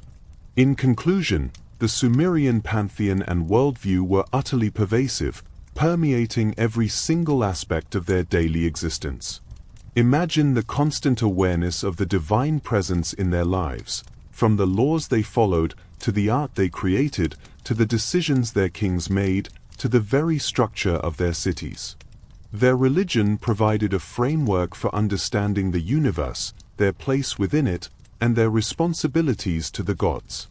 It offered comfort in uncertainty, explanation for natural phenomena, and a powerful sense of communal identity. This deep spiritual foundation shaped their values, motivated their actions, and ultimately contributed to the enduring legacy of a civilization that, despite its earthly transformations, left an eternal mark on the human spirit and its quest for meaning. As you reflect on these intricate details of their spiritual world, allow your mind to drift peacefully, finding a deeper connection with the timeless human search for understanding and purpose. As the gentle current of time carries us forward, illuminating the remarkable progress of early humanity, we now turn our gaze to the sun-drenched plains of ancient Sumer, where the very concept of invention seemed to blossom with extraordinary vitality. Having understood how these powerful city-states rose from humble beginnings, we are now ready to appreciate the profound intellectual and practical leaps made by the Sumerian people, innovations that weren't just clever ideas, but foundational breakthroughs that laid the essential groundwork for almost every subsequent human civilization. Their keen minds, observing the world around them with a unique blend of practicality and spiritual wonder, tirelessly sought patterns, devised solutions, and strove to bring order and efficiency to their increasingly complex lives. Let us now explore each of these quiet yet monumentally impactful achievements, allowing their ancient echoes to resonate softly, guiding you further into a state of peaceful contemplation and rest. Perhaps the most profound and enduring gift the Sumerians bestowed upon humanity, a gift that quite literally allowed history to be written, was the invention of writing. Imagine, if you will, a world before written words. It was a world where knowledge was fragile, held only in the fleeting memories of individuals, passed down imperfectly through spoken stories from one generation to the next. Laws were agreed upon but could be forgotten or disputed. Business transactions were carried out based on trust and verbal agreements, making large-scale commerce incredibly challenging. The very complexity of their burgeoning city-states, with their ever-growing populations, their vast temple economies managing immense surpluses of grain and goods, their intricate trade networks stretching across distant lands, and their need for organized administration, all of this demanded a new, reliable way to keep track of information. How, precisely, do you accurately record the exact amount of barley stored in the temple granary for the coming year? How do you ensure that a trade agreement with a distant city-state is remembered precisely years down the line? How do you ensure that the laws governing your society are consistent, unchanging, and accessible to everyone, preventing arbitrary decisions? The human mind, vast and capable as it is, simply could not hold the sheer volume of precise details required to manage such a complex civilization. So, out of this profound and escalating practical necessity, the ingenious Sumerians began their slow, deliberate experimentation with symbols. Their earliest attempts, emerging sometime before 3400 BCE, were wonderfully simple pictograms. Picture these as little drawings, easily recognizable, representing concrete objects or basic ideas. You might see a simplified drawing of a human head to represent man, or an ear of barley to signify grain, or a sun icon to denote day or light. This initial step was a monumental leap, allowing for the first visual, non-verbal representation of information. But, as their society grew, the limitations of pictograms became evident. How do you draw abstract ideas like love, justice, fear, or verbs like to go or to build? And how do you depict the nuances of grammar? Over the course of several centuries, these simple pictograms underwent a remarkable transformation. The pictures became increasingly stylized and simplified, eventually losing their direct resemblance to the objects they represented. More importantly, they began to represent not just objects, but also sounds or syllables. This was the critical moment of evolution. Instead of drawing a picture of an ear for grain, they began to draw a symbol that sounded like the word for grain, even if that sound was part of a larger word. The act of writing itself also evolved. Instead of drawing lines, scribes discovered that by pressing the corner of a blunt reed stylus into soft, wet clay, they could efficiently create a series of distinctive wedge-shaped marks. This unique impression, made by the corner of the stylus, gave the script its name, cuneiform, meaning wedge-shaped. Imagine a Sumerian scribe at work. They would take a lump of damp, pliable clay, perhaps rolled into a small, flat tablet. With the reed stylus, they would carefully press its corner into the soft surface, making a series of short, sharp impressions that would gradually combine to form complex signs, words, or concepts. It was a rhythmic, precise, and meditative process. Once inscribed, these clay tablets were then either left to dry slowly in the intense Mesopotamian sun, becoming hard and durable enough for daily use, or, for truly important records, they were baked in scorching kilns, turning them into virtually indestructible artifacts that could last for thousands of years, preserving their ancient voices for us to discover today. The impact of cuneiform was, quite simply, nothing short of revolutionary, a silent explosion of information. It transformed record-keeping from a mnemonic challenge to a precise, permanent, and easily reproducible system. Every single facet of their increasingly complex society benefited immensely. Imagine the administrative brilliance, meticulously detailed documents cataloging everything from tax collection records, to the distribution of rations to laborers, to the assignment of land plots, all ensuring fairness and accountability. Think of the legal brilliance. Early law codes, like the remarkable Code of Yornamu, a crucial precursor to Hammurabi's later, more famous code, were carefully inscribed, outlining rights, responsibilities, punishments for crimes, and principles of justice. This meant that the law was no longer just a king's word, but a public, consistent standard. Consider the commercial brilliance. Carefully kept commercial contracts, records of debt, and detailed inventories of goods flowing through their bustling marketplaces allowed for large-scale, long-distance trade with an unprecedented level of trust and efficiency. But the influence of writing stretched far beyond these practical, administrative matters. It allowed for the very birth of true literature. Imagine the profound moment when the world's first great epic poem, the Epic of Gilgamesh, a tale of a king's quest for immortality, of friendship, loss, and the eternal human struggle, was painstakingly inscribed, line by line, on clay tablets. This act preserved not just a story, but universal themes and human experiences for future generations.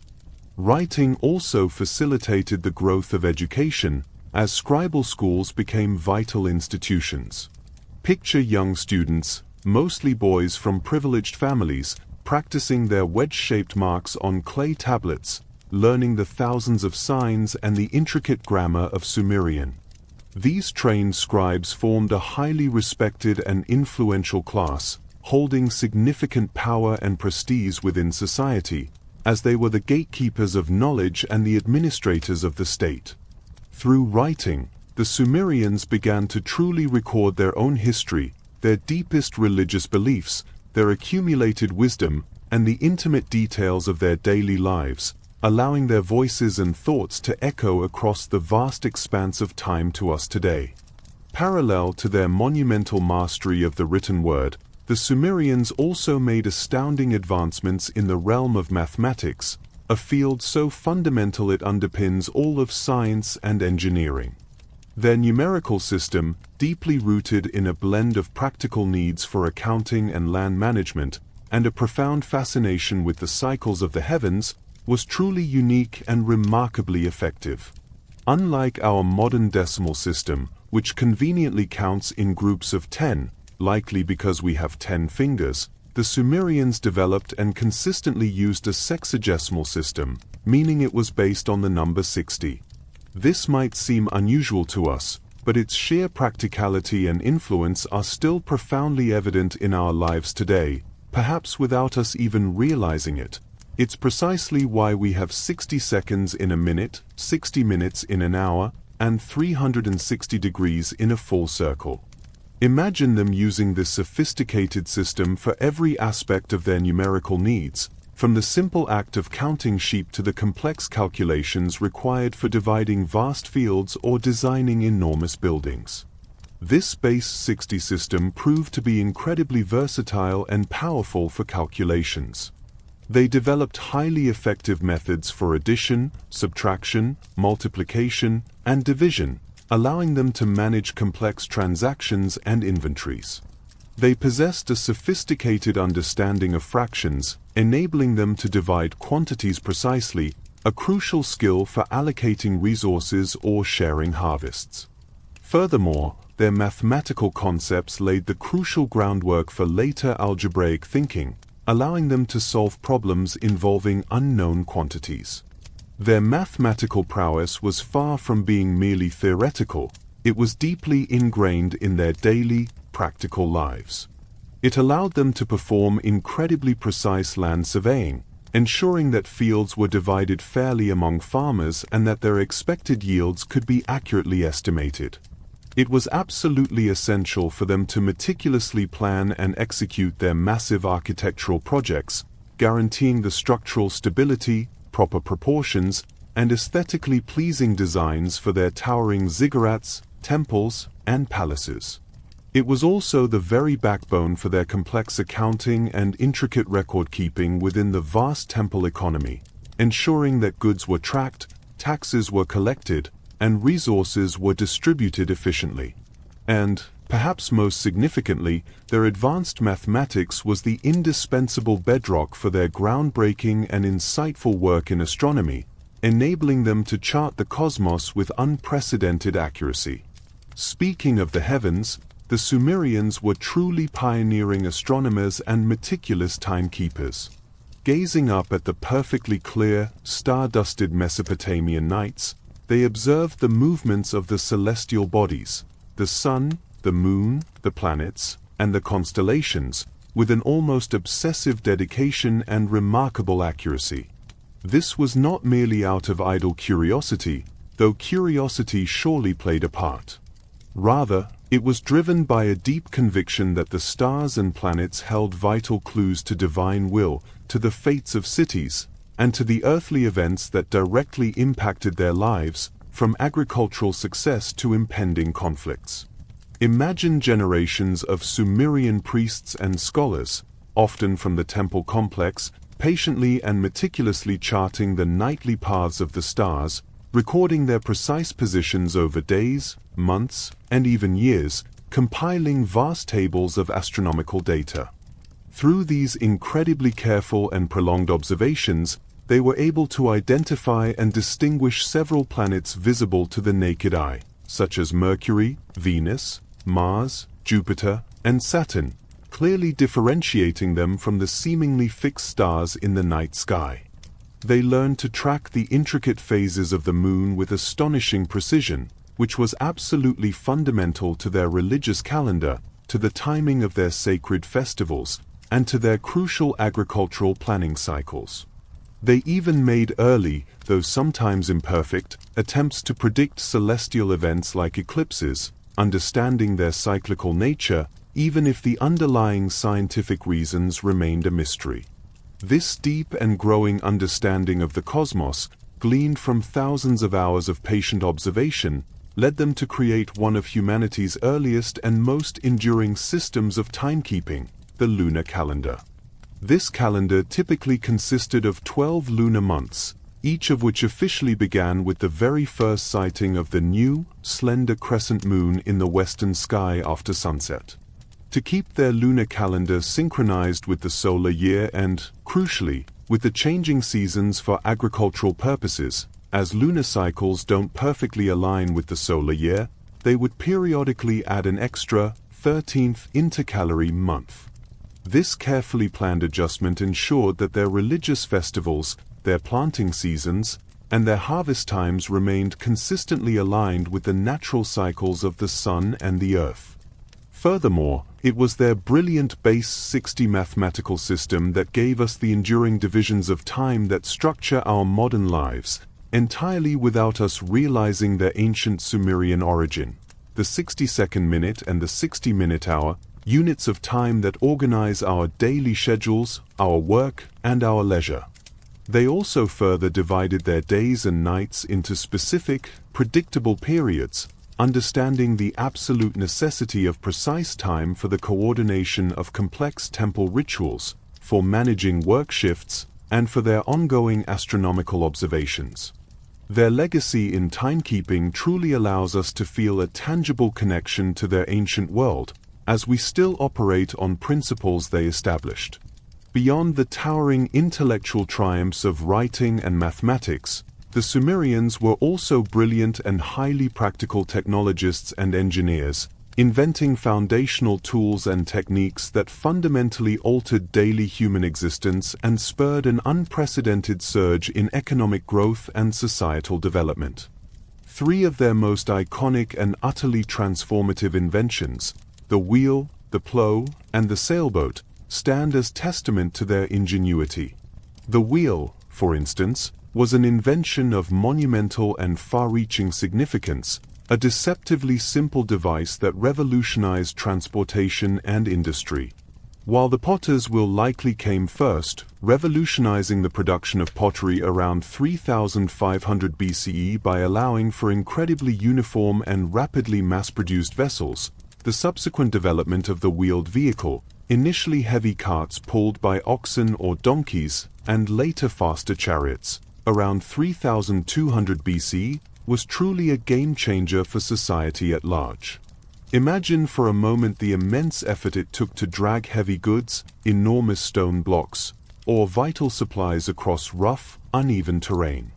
Every item had to be carried by hand or pulled on sledges, limiting capacity and increasing strain. Now, picture the astonishing ease and speed with which those very same goods could be transported on carts or wagons, smoothly rolling on their axles, pulled by draft animals. This invention immediately and dramatically revolutionized trade and transportation, enabling goods to move much further and significantly faster than ever before.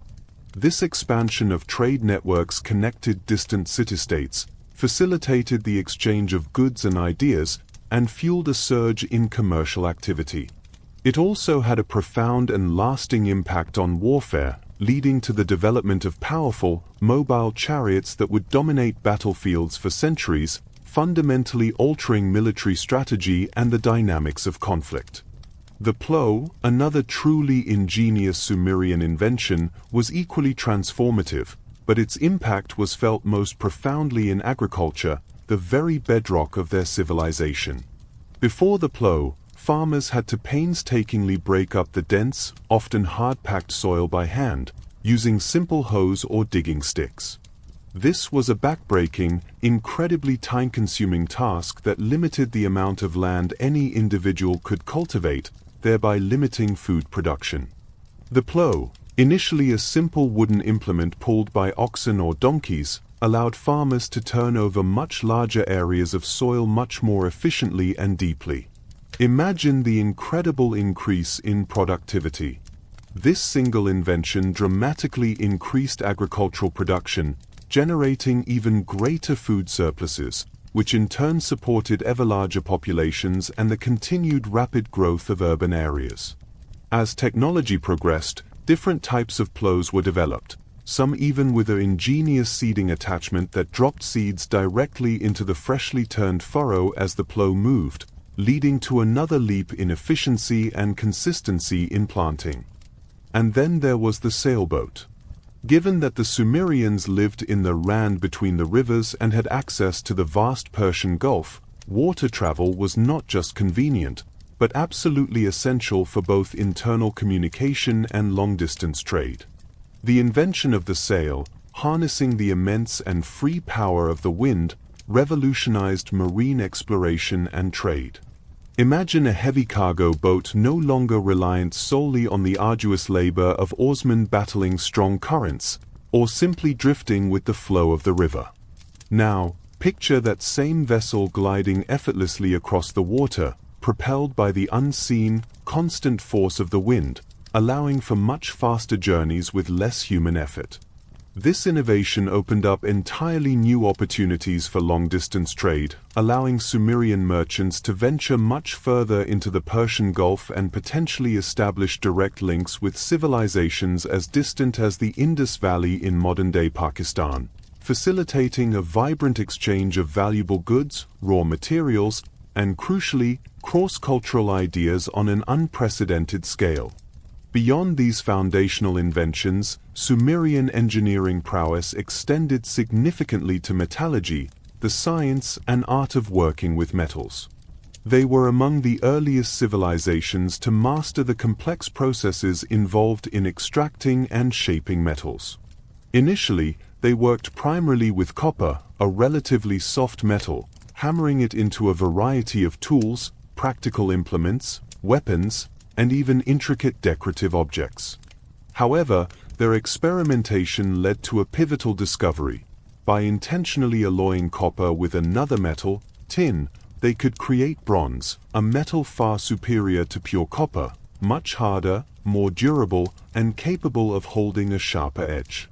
This discovery, around 3000 BCE, marked the definitive beginning of the Bronze Age in Mesopotamia and, by extension, for much of the ancient world.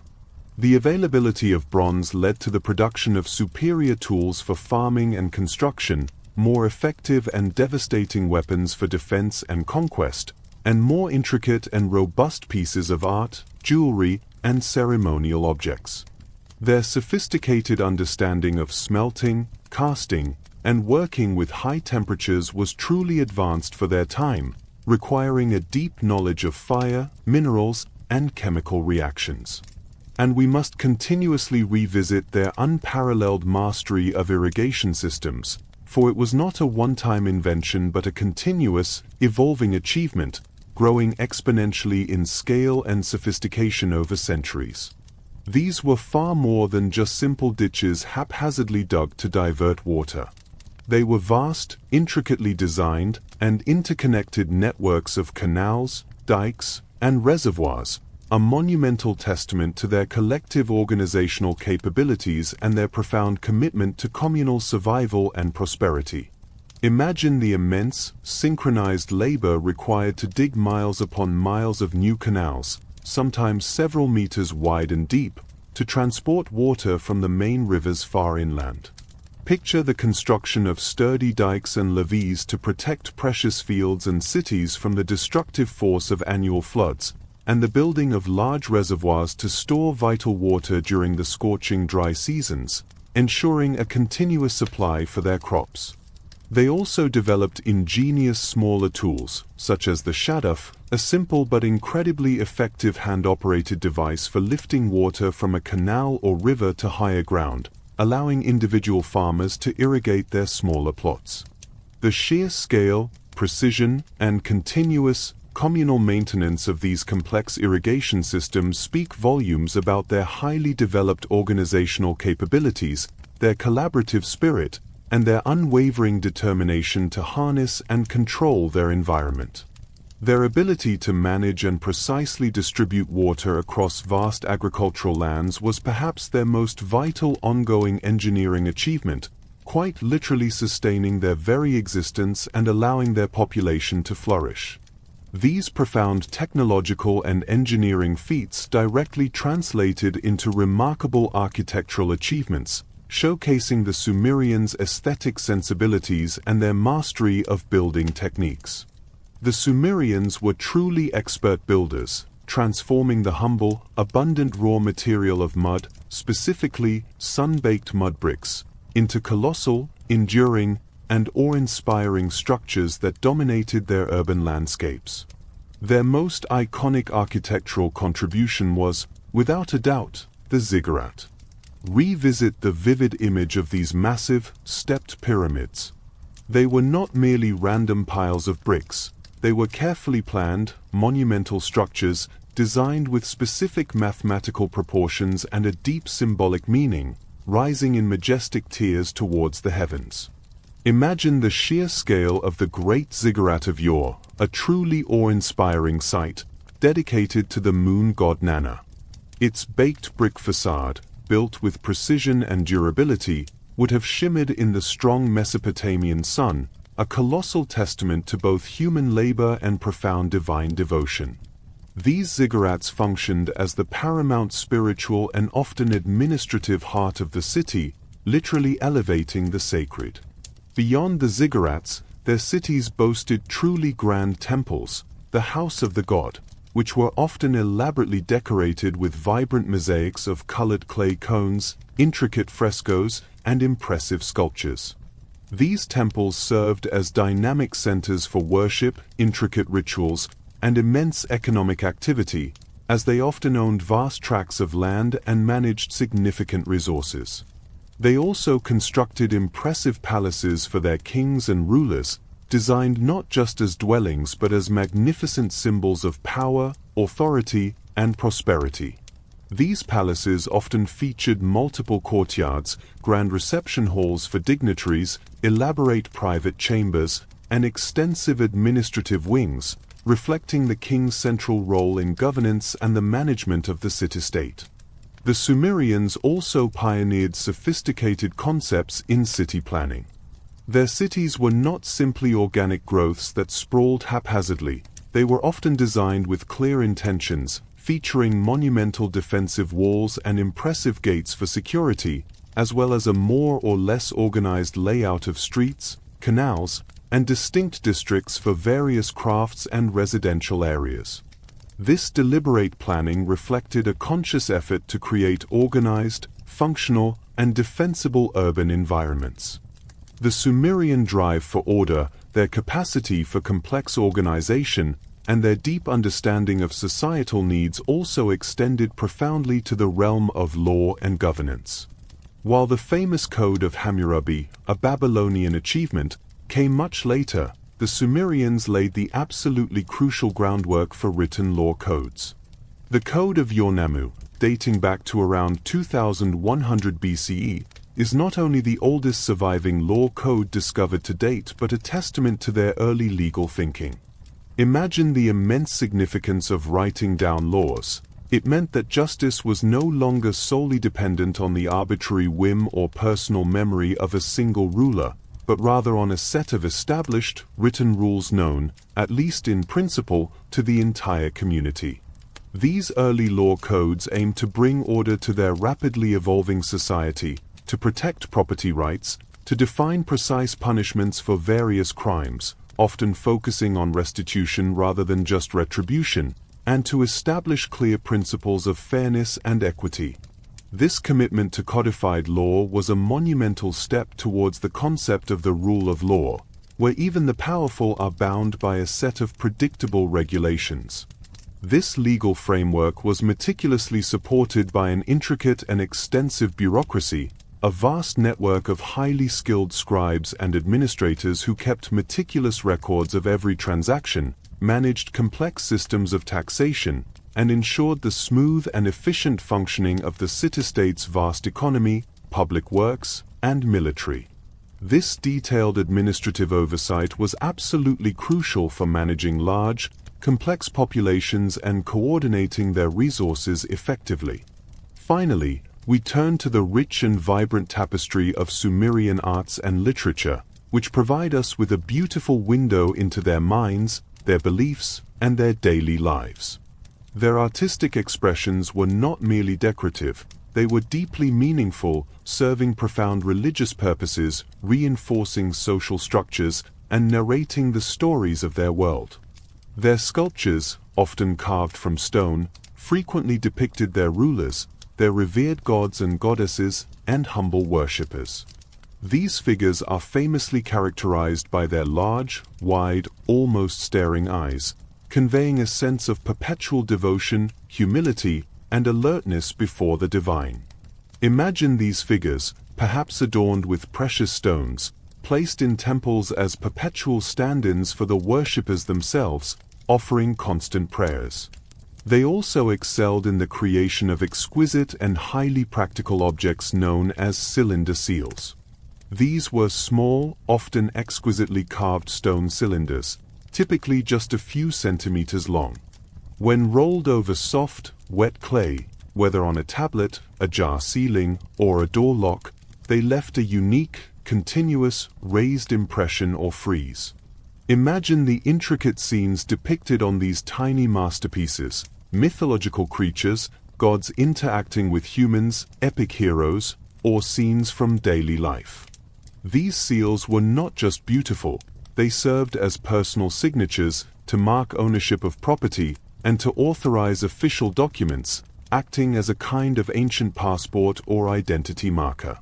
Each one was a miniature work of art, telling a story or depicting a sacred ritual unique to its owner. And in the realm of literature, as mentioned with the magnificent epic of Gilgamesh, the Sumerians gave us the world's very first great narratives, stories that explored universal human questions. But beyond this monumental epic, their dedicated scribes recorded a vast array of other literary forms on countless clay tablets.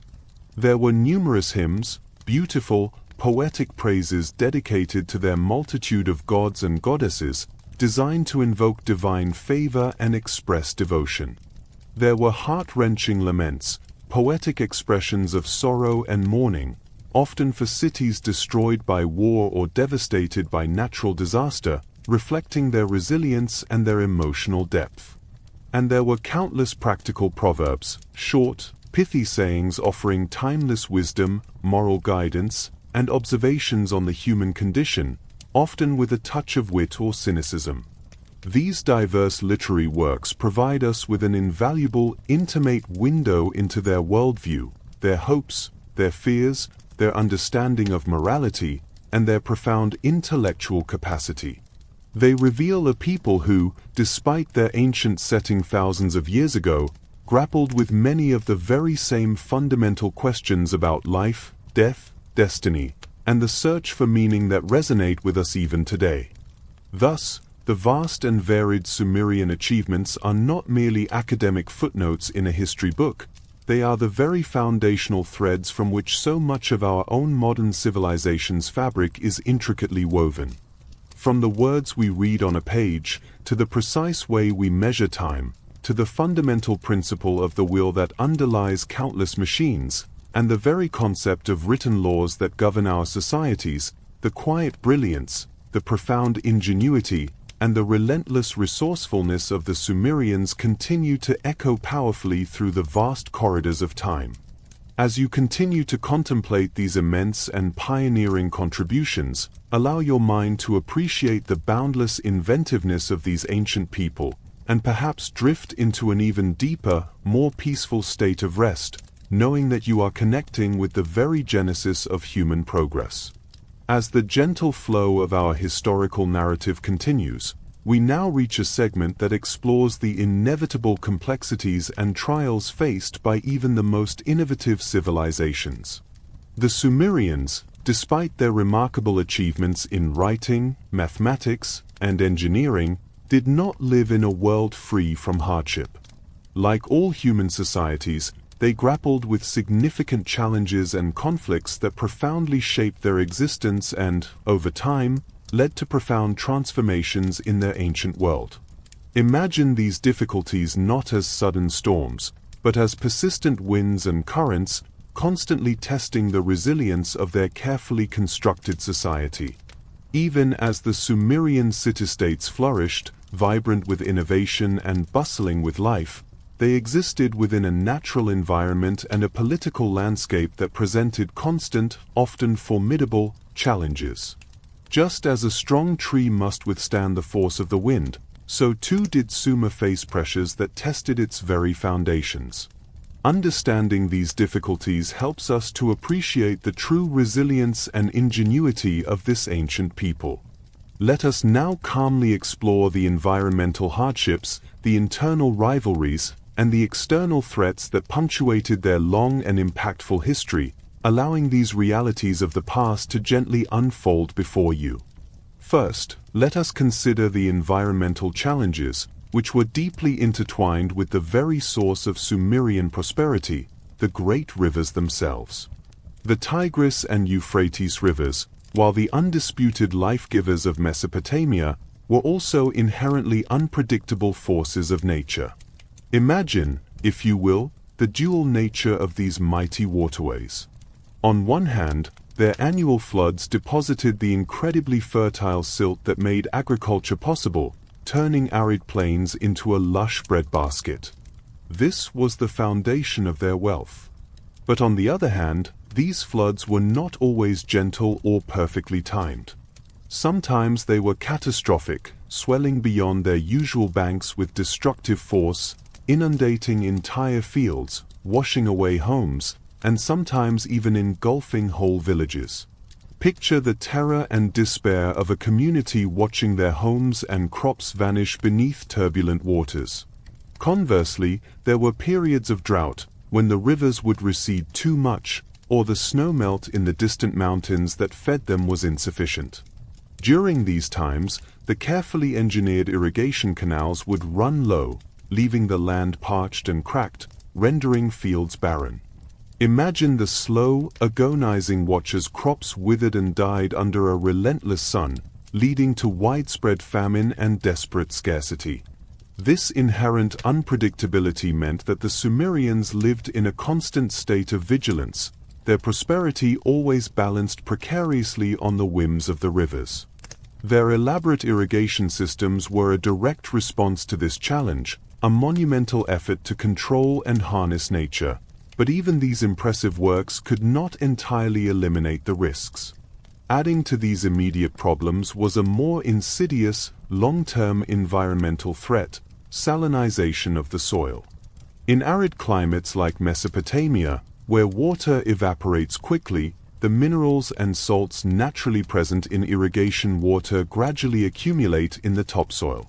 Over centuries of intensive irrigation farming, these salts built up to toxic levels, making the land progressively less fertile. Imagine a farmer watching his yields slowly decline year after year, the once rich soil becoming white and crusty, unable to support the vital barley and wheat crops. This was a slow, creeping challenge that eventually forced shifts in agricultural practices and contributed to the decline of some southern Sumerian cities. It was a problem they didn't fully understand or possess the technology to reverse. Furthermore, despite their agricultural wealth, Sumer was remarkably poor in many other essential raw materials. Imagine living in a land rich in clay and reeds, but lacking the critical resources needed for advanced civilization. They had virtually no timber for building roofs or larger structures, no accessible sources of metals like copper, tin, or gold for tools, weapons, and prestige goods, and no precious stones for adornment or symbolic use. This scarcity meant that they were utterly dependent on extensive trade networks with distant lands, the mountains of Anatolia for metals, the forests of Lebanon for cedar, the deserts of Iran for obsidian, and the distant lands of Afghanistan for lapis lazuli. While this fostered vibrant commerce and cultural exchange, it also made them vulnerable. Trade routes could be disrupted by nomadic tribes or rival powers, and the reliance on external supplies meant that their prosperity was always tied to the stability of their foreign relations and the accessibility of these faraway resources. And, as in any densely populated urban center of the ancient world, the Sumerians also faced the constant threat of disease. Imagine communities living in close proximity with limited sanitation systems. Epidemics could sweep through a city, particularly after floods or during periods of famine when resistance was low, leading to widespread illness and significant loss of life. Life was often precarious, and even a common infection could prove fatal without modern medicine. Beyond the forces of nature, the Sumerian city-states constantly grappled with internal conflicts and rivalries among themselves. While their fierce independence and strong local patriotism fostered innovation and unique cultural expressions within each city, it also made lasting peace and unity incredibly difficult to achieve. Imagine a landscape dotted with these powerful, self-governing entities, each convinced of its own divine favor and superiority, each with its own king and its own patron god. The primary drivers of these conflicts were simple but vital: competition for resources. Despite the overall fertility of Mesopotamia, access to the most productive fertile land was often contested, particularly between neighboring city-states whose agricultural zones bordered each other. Even more critically, control over access to water and the crucial irrigation canals was a frequent source of tension. A city-state upstream could potentially divert water or deny it to those downstream, a power that could lead to immediate and desperate conflict. Imagine two cities, both dependent on the same major canal, constantly monitoring each other's water usage, suspicions quickly flaring into aggression. Furthermore, control over lucrative trade routes, whether riverine paths or overland caravan trails, was another highly contested prize, as the import of raw materials was essential for every city's survival and prosperity. The deep-seated fierce independence and local patriotism were double-edged swords. While they instilled immense pride and loyalty in the citizens towards their own city, e.g., "I am a citizen of your" was far more common than "I am a Sumerian," this same fervent loyalty often translated into suspicion, disdain, and outright hostility towards neighboring cities. Imagine the propaganda and boasts of one city's king against another, fueling the public's animosity. Undefined or disputed border regions between city-states were chronic flashpoints, leading to frequent skirmishes over land, grazing rights, or the exact path of small but vital irrigation ditch. These initial skirmishes could quickly escalate into more organized warfare. Over centuries, Sumerian military technology and tactics evolved. Imagine early armies, composed primarily of citizen soldiers, farmers during peacetime, now armed with simple spears, axes, and protective shields of wood and leather. They marched out in disciplined formations, perhaps led by their lugal, war leader or king. Early chariots, though heavy and pulled by onagers, wild asses, rather than horses, also began to appear on the battlefield, adding a new dimension of shock and mobility. The lugal himself often gained prominence as a war leader, consolidating power during these times of conflict, sometimes eclipsing the traditional authority of the high priests. Battles were often brutal, fought hand-to-hand in the open fields, with heavy casualties. This constant state of internal conflict led to recurring cycles of dominance. One powerful city-state, through military success, might temporarily establish a hegemony over its neighbors, forcing them to pay tribute or acknowledge its supremacy. We see examples of this in the long-standing rivalry between Lagash and Umma over fertile borderlands, leading to centuries of intermittent conflict. Or the early dominance of cities like Kish or Uruk. However, these periods of regional control were often short-lived and inherently unstable. Imagine a powerful king establishing his authority only for his successor to be challenged, or for a new, stronger city-state to rise from the ashes of a defeated rival. The landscape of Sumerian political power was a shifting mosaic, rarely unified for long. The impact of this constant conflict was profound and often devastating. It led to the repeated destruction of cities, their precious walls breached, their temples plundered, their populations enslaved or displaced. Imagine the desolation left in the wake of a conquering army. It resulted in immense loss of life, as thousands of soldiers and civilians perished in battles and sieges.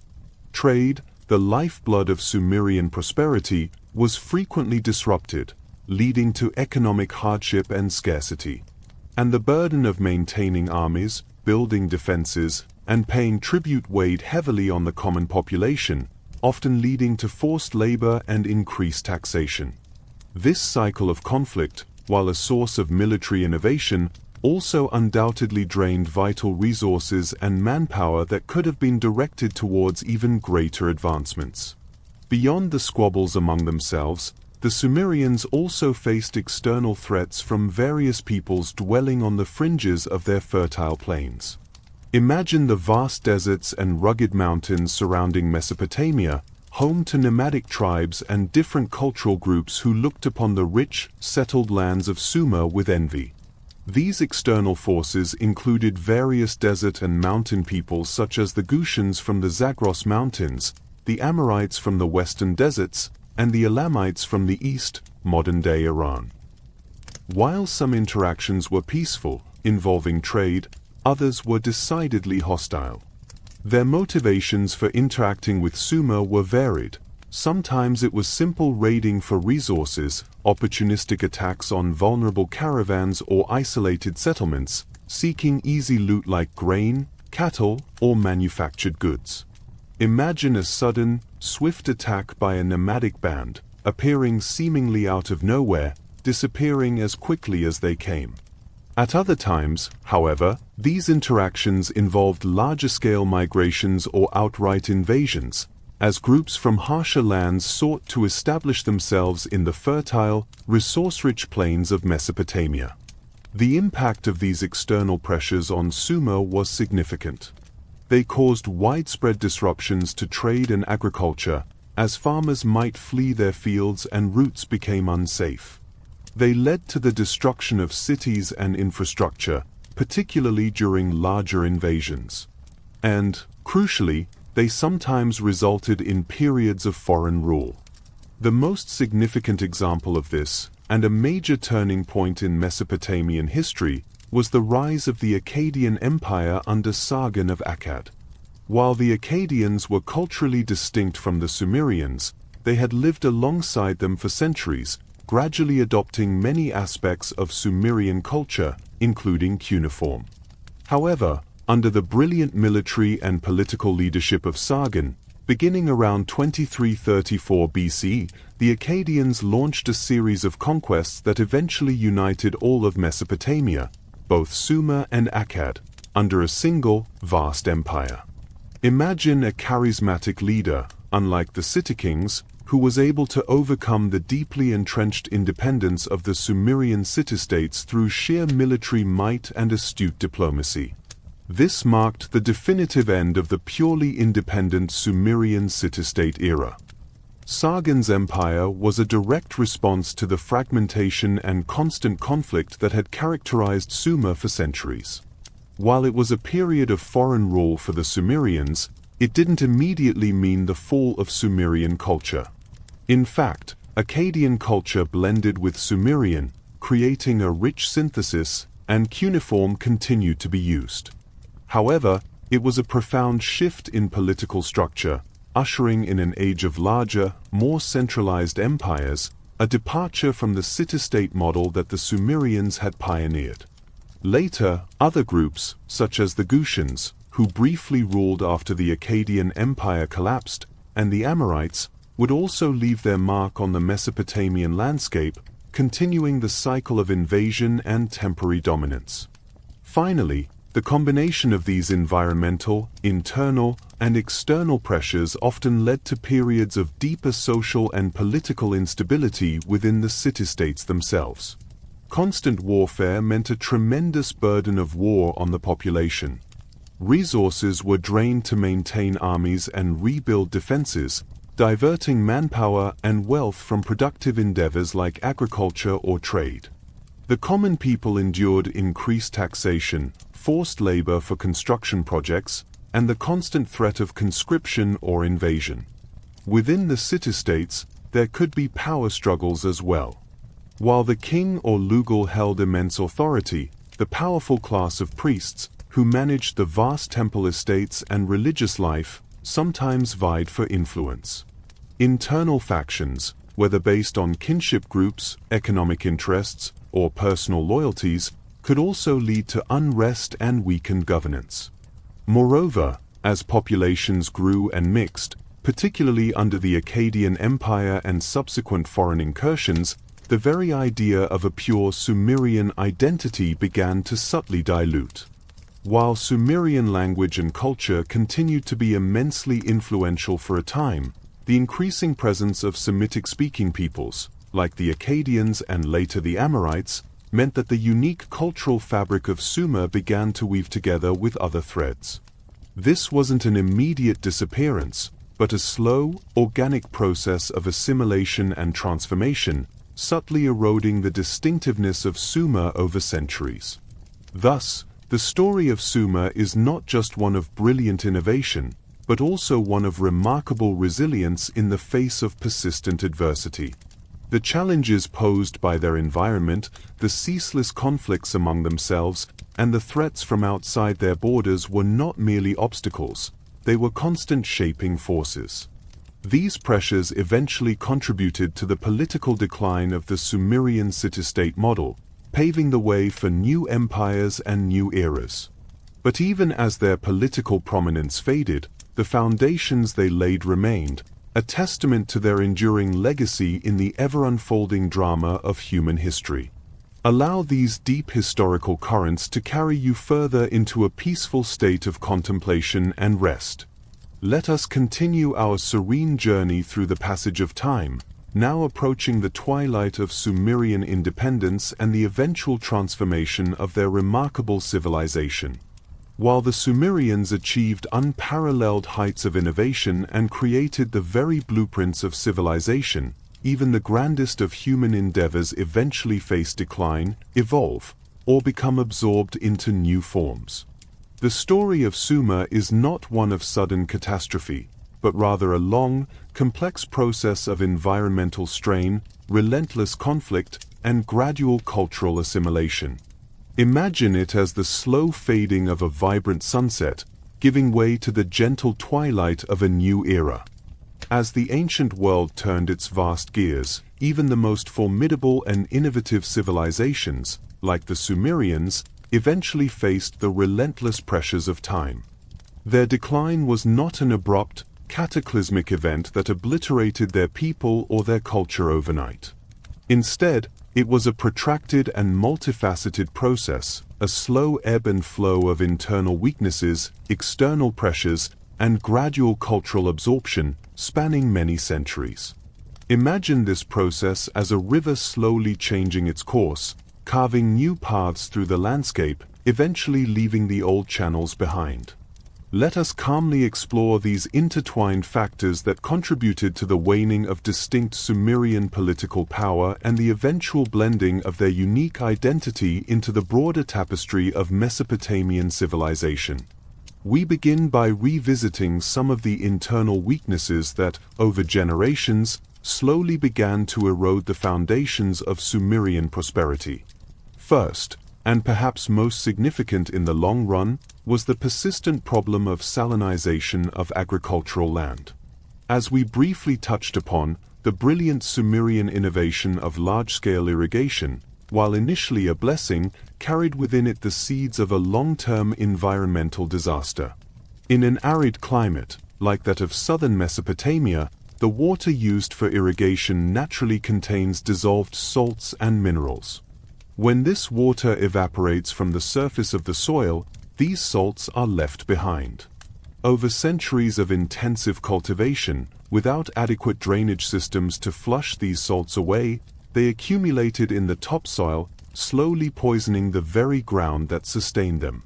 Imagine the despair of a farmer watching his once bountiful fields yield less and less each year, the vibrant green crops fading to a sickly yellow, the soil gradually turning white and crusty with salt. This insidious process led to a significant and irreversible reduction in agricultural yields, particularly in the fertile southern regions where Sumerian civilization first blossomed. This environmental degradation meant that the land could support fewer people, leading to population shifts towards the north, economic strain, and a weakening of the core Sumerian cities. It was a slow, relentless siege from within the very soil they depended on. Compounding this environmental strain was the inherent instability caused by the constant warfare among the independent city-states. While their autonomy fostered remarkable innovation, it also meant ceaseless rivalry and conflict. Imagine these proud, self-governing entities, each believing itself superior, constantly vying for control over fertile farmlands, vital irrigation canals, and lucrative trade routes. This perpetual state of conflict, with its cycles of destruction, rebuilding, and renewed conflict, drained immense resources, consumed valuable manpower, and prevented any lasting, unified Sumerian political entity from emerging. Each victory was temporary, each alliance fragile. The constant need for defense and military expeditions imposed a heavy burden on the common populace, diverting resources from peaceful development and fostering a climate of insecurity. This internal fragmentation made them increasingly vulnerable to external forces, preventing them from presenting a united front. Furthermore, the Sumerian dependence on imported raw materials was a subtle, yet significant, weakness. Their land, rich in fertile soil and clay, was utterly devoid of timber, metals, and precious stones. Their extensive trade networks, while a testament to their commercial prowess, also meant that their economy and very way of life was susceptible to disruptions in these distant supply lines. Imagine vital shipments of copper or cedar being intercepted by hostile tribes, or political instability in remote lands cutting off crucial resources. This reliance on external sources meant that any weakness in their political or military power could quickly translate into economic hardship, as they lacked self-sufficiency in key strategic resources. These internal weaknesses, slowly simmering, became exacerbated by powerful external pressures and invasions that gradually led to the complete loss of Sumerian political independence. The first major external force to significantly alter the political landscape of Mesopotamia was the rise of the Akkadian Empire under the extraordinary leadership of Sargon of Akkad, beginning around 2334 BCE. While the Akkadians were a Semitic-speaking people who had lived alongside the Sumerians for centuries, gradually adopting many aspects of their culture, Sargon was a revolutionary figure. Imagine a brilliant military strategist and charismatic leader whose armies swept through Mesopotamia, conquering the fiercely independent Sumerian city-states one by one, a feat no Sumerian king had truly managed on a lasting scale. Sargon's conquests created the first true empire in Mesopotamia, uniting vast territories under a single, centralized rule. This was a profound and irreversible shift. It represented the definitive end of Sumerian political independence. Even though Sumerian language and culture continued to thrive under Akkadian rule, integrated into the new imperial administration, the Sumerian city-states were no longer sovereign entities. This new Akkadian model of centralized imperial rule stood in stark contrast to the Sumerian model of independent, often warring, city-states. It was a testament to Sargon's power that he could overcome the Sumerians' deep-seated local patriotism and resistance, imposing a new, unified political order on the land. However, the Akkadian Empire, for all its might, was relatively short-lived. Following a period of internal strife and constant rebellions from conquered territories, it eventually crumbled around 2154 BCE.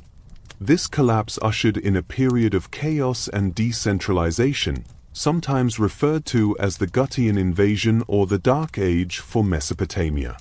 Imagine a mountainous, less settled people, the Gutians from the Zagros Mountains to the east, seizing the opportunity presented by Akkadian weakness.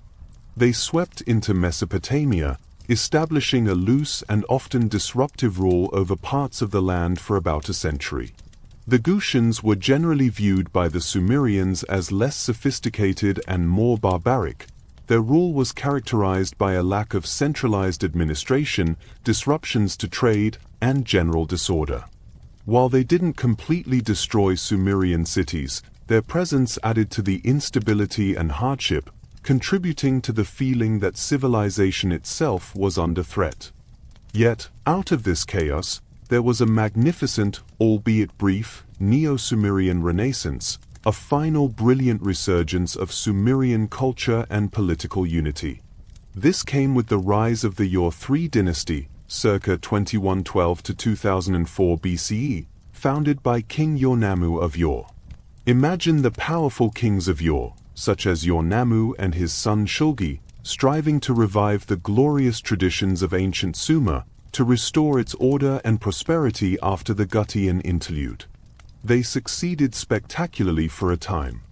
This period saw a renewed flourishing of Sumerian art, architecture, and literature. They undertook immense building projects, including the construction of the magnificent Great Ziggurat of Ur, which stands as a lasting testament to their grandeur. They also implemented highly sophisticated, centralized bureaucracies and, notably, developed the Code of Ur-Nammu, the oldest known written law code, further solidifying the principles of justice and order.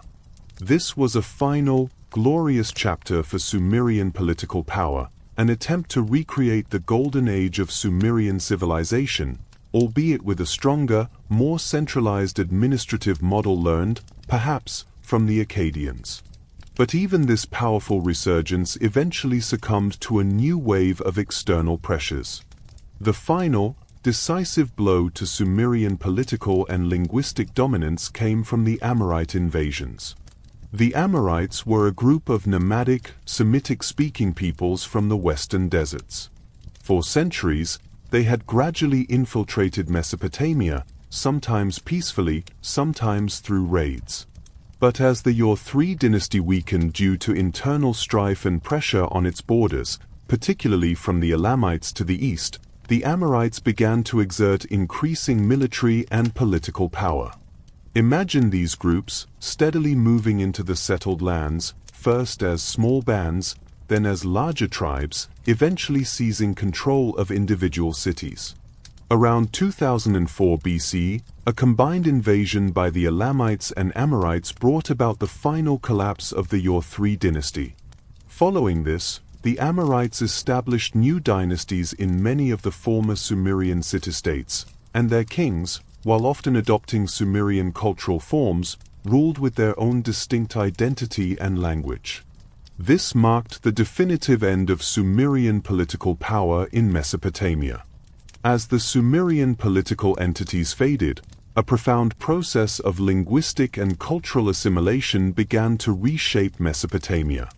One of the most significant aspects of this decline was the slow but inexorable decline of the Sumerian language as a spoken tongue.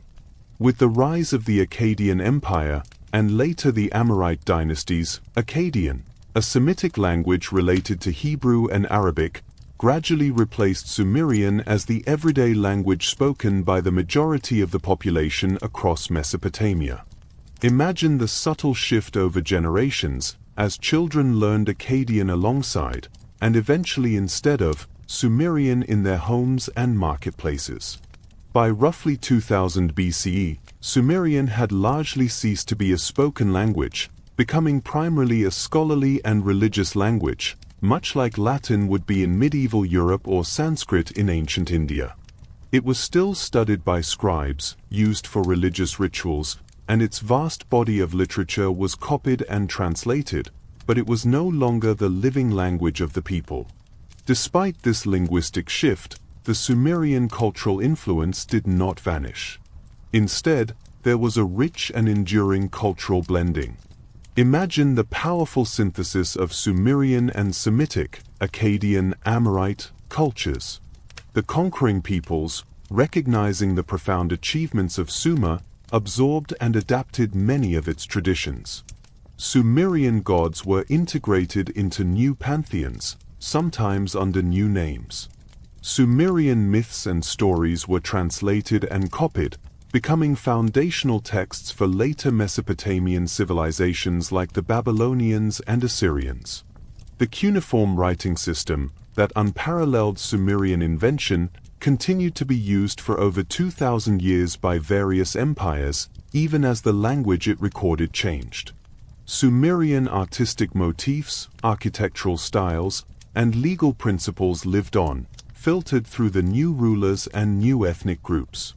Thus, the extinction of Sumer refers more precisely to the loss of its distinct political identity and its independent linguistic prominence. As new ethnic and linguistic groups came to power, the unique political identity of Sumerian city-states faded, replaced by broader Mesopotamian empires. The Cradle of Civilization, once exclusively Sumerian, became a melting pot, a land where new, powerful empires like the Babylonian and Assyrian would rise, building upon the deep and extensive foundations laid by the Sumerians. So, while the Sumerian political entity eventually ceased to exist, their profound legacy lived on powerfully. Their ideas, inventions, and cultural contributions were so fundamental that they became deeply embedded in the very fabric of Mesopotamian civilization and subsequently in the broader history of humanity. The decline of Sumer was not an end but a transformation, a testament to the enduring influence of pioneering thought, even as political power shifts and cultures blend. As you contemplate this long and gradual process of change, allow yourself to drift into a deep and tranquil rest, knowing that the echoes of Sumer continue to resonate in the present day.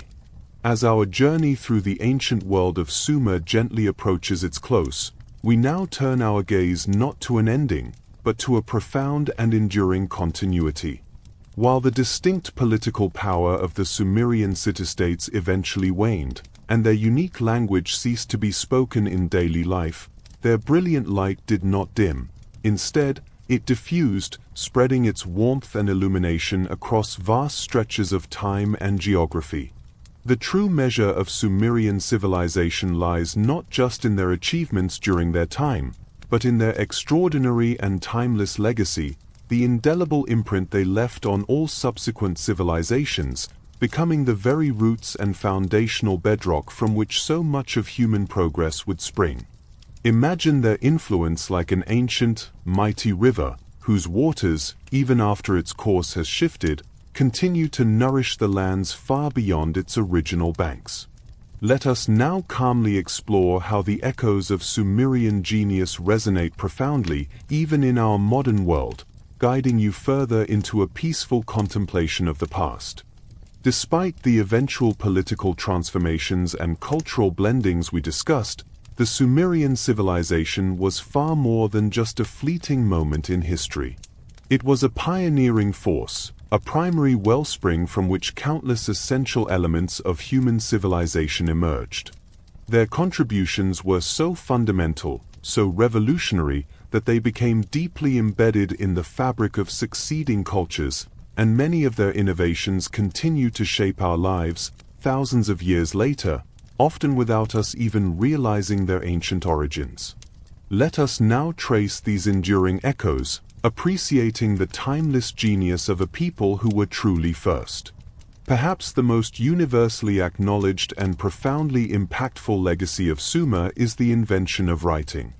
As we've extensively explored, the Sumerians developed cuneiform, the world's first known writing system. Imagine the very concept of capturing thoughts, sounds, and ideas in permanent symbols on a surface. This was not a small step, it was a giant leap for humankind. The cuneiform system, with its distinctive wedge-shaped marks, proved to be incredibly versatile and efficient.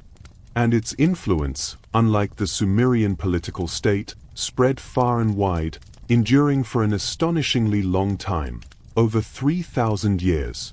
Picture the generations of scribes, not just Sumerian, but Akkadian, Babylonian, Assyrian, Elamite, Hittite, Hurrian, and Urartian, all learning to read and write in cuneiform, adapting its signs to their own distinct languages. This system became the lingua franca, the common written language, of the ancient Near East, facilitating communication, diplomacy, and commerce across vast empires for millennia after the Sumerians themselves had faded from political dominance. This means that the very act of writing, the structured process of documentation, the meticulousness of record-keeping, and the enduring power of the written word, all have their ultimate genesis in the clay tablets of Sumer. Every time we sign a document, read a book, or send a text message, we are, in a very real sense, standing on the shoulders of those ancient Sumerian scribes who first pressed their reeds into clay. Beyond the system itself, Sumer left an incredible literary heritage. Imagine the profound stories, the epic poems, the hymns, and the wisdom literature that were first conceived and written down in Sumerian. The most famous example, the Epic of Gilgamesh, a tale of friendship, loss, adventure, and the search for immortality, transcended its Sumerian origins. It was copied, translated, and adapted by later Mesopotamian cultures, becoming a cornerstone of ancient Near Eastern literature. Its themes and even specific narrative elements, like the famous Great Flood narrative, are so powerful that they resonate through time and have even been found to have parallels in later religious texts, influencing stories and beliefs in distant cultures. The very idea of epic storytelling, of recording historical accounts, of preserving myths and legends for eternity, began in Sumer. Hand in hand with their written word, the Sumerians' genius also laid the foundations for law and governance. While the famous Code of Hammurabi is often cited as the earliest complete law code, it was built upon centuries of Sumerian legal tradition.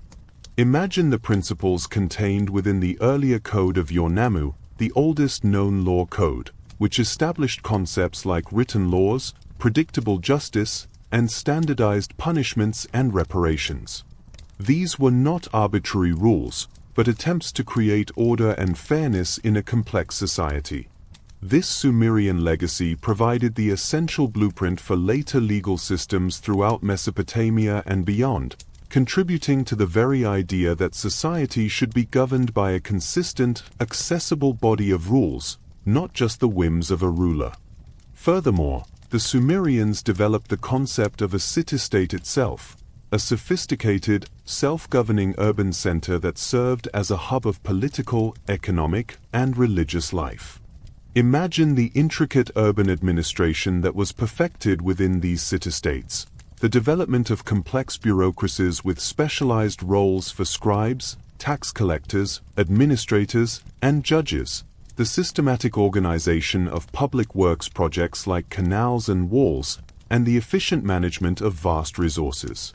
This model of organized urban living, with its division of labor and its intricate hierarchy, became a foundational paradigm for future cities and empires, influencing how civilizations would govern themselves and organize their populations for millennia.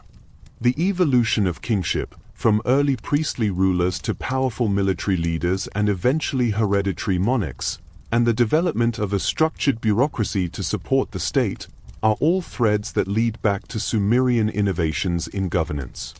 Next, let us consider the profound and often overlooked contributions of the Sumerians to mathematics and astronomy. Their unique sexagesimal system, based on the number 60, is a testament to their analytical minds. Imagine the practical elegance of this system. While our decimal system focuses on units of 10, the base 60 system was perfectly suited for divisions, making it easy to work with fractions. And its direct legacy is literally woven into the fabric of our daily lives. Every time we look at a clock and see 60 seconds in a minute or 60 minutes in an hour, we are using a timekeeping system directly inherited from the Sumerians. Every time a pilot or a sailor uses degrees to measure angles, or we measure the circumference of a circle as 360 degrees, we are employing a system pioneered by these ancient Mesopotamians. This mathematical foundation allowed for precise calculations in engineering, architecture, and, crucially, in the study of the heavens. Their advancements in astronomy were equally groundbreaking.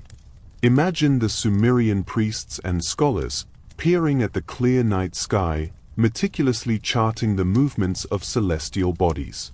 Their detailed astronomical observations, their identification of planets, their understanding of constellations, and their early attempts to predict eclipses were painstakingly recorded on clay tablets. This body of knowledge was then passed on and further refined by the Babylonians, who built directly on Sumerian astronomical data. These traditions, in turn, heavily influenced later Greek and Arab astronomy, forming a crucial link in the long chain of scientific discovery that ultimately led to our modern understanding of the cosmos. Their development of the lunar calendar, with its 12 months and periodic intercalary month to align with the seasons, was also a monumental achievement that deeply influenced agricultural practices and religious cycles for millennia throughout the ancient Near East. The practical ingenuity of the Sumerians also led to truly transformative advancements in technology and engineering. Their inventions weren't abstract concepts, they were tools that dramatically improved daily life and productivity. The invention of the wheel, as we've discussed, is a cornerstone of human technological progress. Imagine a world suddenly capable of moving heavy loads with unprecedented ease, of rotating clay with perfect symmetry on a potter's wheel, or of creating complex mechanisms. The Sumerians not only conceived the wheel but applied it to both practical transport, carts and chariots, and industrial production, pottery. Its fundamental principle has spread globally and continues to be central to virtually every piece of machinery and every mode of transportation in the modern world. Every car, every bicycle, every factory assembly line owes a debt to those ancient Sumerian innovators. Similarly, the plough was a truly revolutionary agricultural tool. Imagine the backbreaking labor saved, the vast expanses of land that could now be cultivated, leading to exponential increases in food production. This simple yet brilliant invention fundamentally altered human interaction with the land, allowing for more intensive farming and the growth of larger, more sustained populations. Its principles remain essential in agriculture to this very day. Coupled with the plough, their sophisticated irrigation systems, the vast networks of canals, dikes, and reservoirs demonstrated an unparalleled mastery of water management. Imagine the organized labor, the complex engineering, and the enduring communal effort required to sustain these systems year after year. These practices of large-scale water control and land management became standard procedures for agricultural civilizations throughout history, a direct testament to Sumerian foresight. Their advancements in metallurgy, particularly the use of copper and the crucial innovation of bronze, marked the true beginning of the Bronze Age. Imagine stronger tools that lasted longer, more effective weapons that offered greater protection, and more intricate artistic creations. This knowledge of extracting and alloying metals was vital and spread from Mesopotamia, transforming material culture and military capabilities across the ancient world. Even the humble mud brick, their primary building material, became a symbol of their engineering prowess. Imagine their perfection of brick-making techniques, both sun-dried and kiln-fired, allowing them to construct monumental and enduring structures from the very earth they inhabited. And these engineering feats culminated in striking art and architecture that left an indelible visual legacy. The towering ziggurats, those stepped temple platforms, became the iconic architectural form of Mesopotamia. Imagine their sheer scale, their symbolic ascent towards the heavens, and their central role in the city's spiritual life. The concept of building monumental religious structures that dominated the urban landscape, creating a physical connection between the earthly and the divine, deeply influenced subsequent architectural traditions across the Near East and beyond.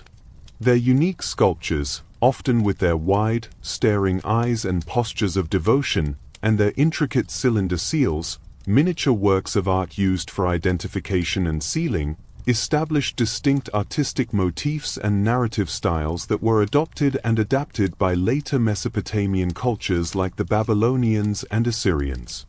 These aesthetic principles continued to shape art for centuries. The Sumerians also pioneered fundamental aspects of social structures and urbanism that continue to define human civilization. They developed the very concept of the city itself, not just a large village, but a complex, walled urban center serving as a vibrant hub of economic exchange, religious devotion, political power, and specialized labor. Imagine the intricate social web, the bustling marketplace, and the organized districts within these first true cities. This blueprint for urban living became the model for countless cities throughout history. The essential principle of division of labor and specialization, where not everyone needed to farm and individuals could hone specific crafts like pottery, weaving, or metalworking, was a Sumerian innovation. This fundamental aspect of complex society, leading to greater efficiency and interdependence, is a universal principle that underlies all advanced economies today. And their development of a complex social hierarchy, with distinct classes ranging from kings and priests to scribes, merchants, artisans, farmers, and laborers, established a basic structural model that would reappear in countless subsequent civilizations, laying the groundwork for the organization of society for millennia. Finally, the cultural and religious influence of Sumer is profound and far-reaching. Imagine the rich tapestry of their mythology and religion, a pantheon of anthropomorphic gods and goddesses who govern the forces of nature and human destiny, the concept of temples as the literal dwelling places of the gods, and the idea of kingship as divinely ordained. These religious beliefs and their intricate cosmology deeply influenced later Mesopotamian religions, particularly those of the Babylonians and Assyrians, who often adopted Sumerian deities and integrated them into their own pantheons, transforming their names but retaining their attributes. The powerful narratives from Sumerian mythology, such as the famous Great Flood narrative, found in texts like the Epic of Gilgamesh and the Epic of Atrahasis, have remarkable parallels with later religious texts, including the biblical account of Noah's Ark, suggesting a direct transmission of ancient Mesopotamian traditions into broader cultural and religious consciousness. This underscores the enduring power of their stories and beliefs to shape human understanding of the divine and the world. As the soft whispers of ancient history begin to settle, and the long journey through the remarkable world of Sumerian civilization draws to its gentle close, let us now gather all the threads of our narrative. We have traveled far, from the humble beginnings of scattered hunter-gatherer bands to the awe-inspiring heights of the first true cities, witnessing the birth of ideas and innovations that would forever alter the course of human existence. This final chapter serves as a quiet contemplation, a moment to reflect on the profound significance of Sumer, to truly grasp why this ancient land is rightfully called the Cradle of Civilization, and to understand how its enduring echoes resonate through the vast corridors of time, shaping our world even today. Recall, if you will, the extraordinary leap from a nomadic existence to the settled rhythms of agriculture, a fundamental transformation that provided the very foundation for everything that followed. We saw how this agricultural revolution, fueled by ingenious irrigation systems, allowed for surplus food, which in turn enabled the remarkable emergence of the city-states. Imagine those bustling, self-contained urban centers, each a universe unto itself, protected by monumental walls, dominated by towering ziggurats, and governed by kings and priests. We walked through their narrow streets, peered into their homes, and glimpsed the intricate tapestry of their daily life and society, understanding the roles of farmers, artisans, merchants, scribes, and families, all contributing to the vibrant pulse of urban existence. We then delved into the very soul of Sumer, exploring their complex pantheon of gods and goddesses and the profound worldview that permeated every aspect of their lives. Imagine the mighty Enlil, Enki, and the fiery Inanna, capricious yet powerful, demanding reverence and shaping destinies. Their temples were not just places of worship but vibrant economic hubs, and their ziggurats served as cosmic bridges between humanity and the divine, reflecting a deep spiritual connection to every facet of their world. From this fertile ground of organized society and profound belief sprang an explosion of achievements that are nothing short of breathtaking. Picture the careful impressions of the stylus on wet clay, giving birth to cuneiform writing, the very act of capturing thought and history for eternity. Reflect on their revolutionary understanding of mathematics, particularly the sexagesimal system that still dictates our measurement of time and circles. Imagine the sheer genius behind the wheel, the transformative power of the plow, and the far-reaching potential of the sailboat, innovations that fundamentally altered transportation, agriculture, and trade across the globe. Their advancements in metallurgy, their monumental architecture, and their pioneering law codes all stand as testaments to an inventive spirit that seemed to know no bounds. Yet, as with all great civilizations, Sumer also faced immense challenges and conflicts. Recall the relentless unpredictability of the rivers, bringing both life and destructive floods, and the slow, insidious threat of salinization that gradually diminished their fertile lands. Imagine the constant, draining warfare between rival city-states, each fiercely independent, vying for resources and dominance, a fragmentation that ultimately weakened them. And remember the external pressures from surrounding peoples, culminating in invasions and periods of foreign rule, from the Akkadians under Sargon to the Gutians and finally the Amorites, which gradually brought about the decline and eventual political extinction of Sumer as an independent political entity. We understood that this was not a sudden collapse, but a long process of shifting power, environmental strain, and profound cultural and linguistic assimilation. But the story does not end there. For perhaps the most profound lesson from our journey is the incredible and enduring legacy of Sumeria. Though the Sumerian language faded from daily speech, their cuneiform script continued to be used for millennia. Their legal principles laid the groundwork for future law codes. Their mathematical and astronomical insights directly shaped our own systems of timekeeping and angular measurement. The wheel, the plow, and bronze technology became universal tools. Their myths and stories resonated through subsequent cultures, influencing narratives and beliefs for generations. The very concept of the city, of specialized labor, of complex bureaucracy, and of a highly structured society, all these were gifts from Sumer. The Sumerians were, in essence, the great pioneers. They were the ones who took the first tentative steps from prehistory into recorded history, transforming nascent ideas into tangible realities. They were the ones who dared to dream on a grand scale, to organize human effort in unprecedented ways, and to create solutions to complex problems that had never before been tackled. Their journey reminds us that history is not a series of isolated events, but a continuous, flowing river, where the innovations and struggles of one era become the foundations and lessons for the next.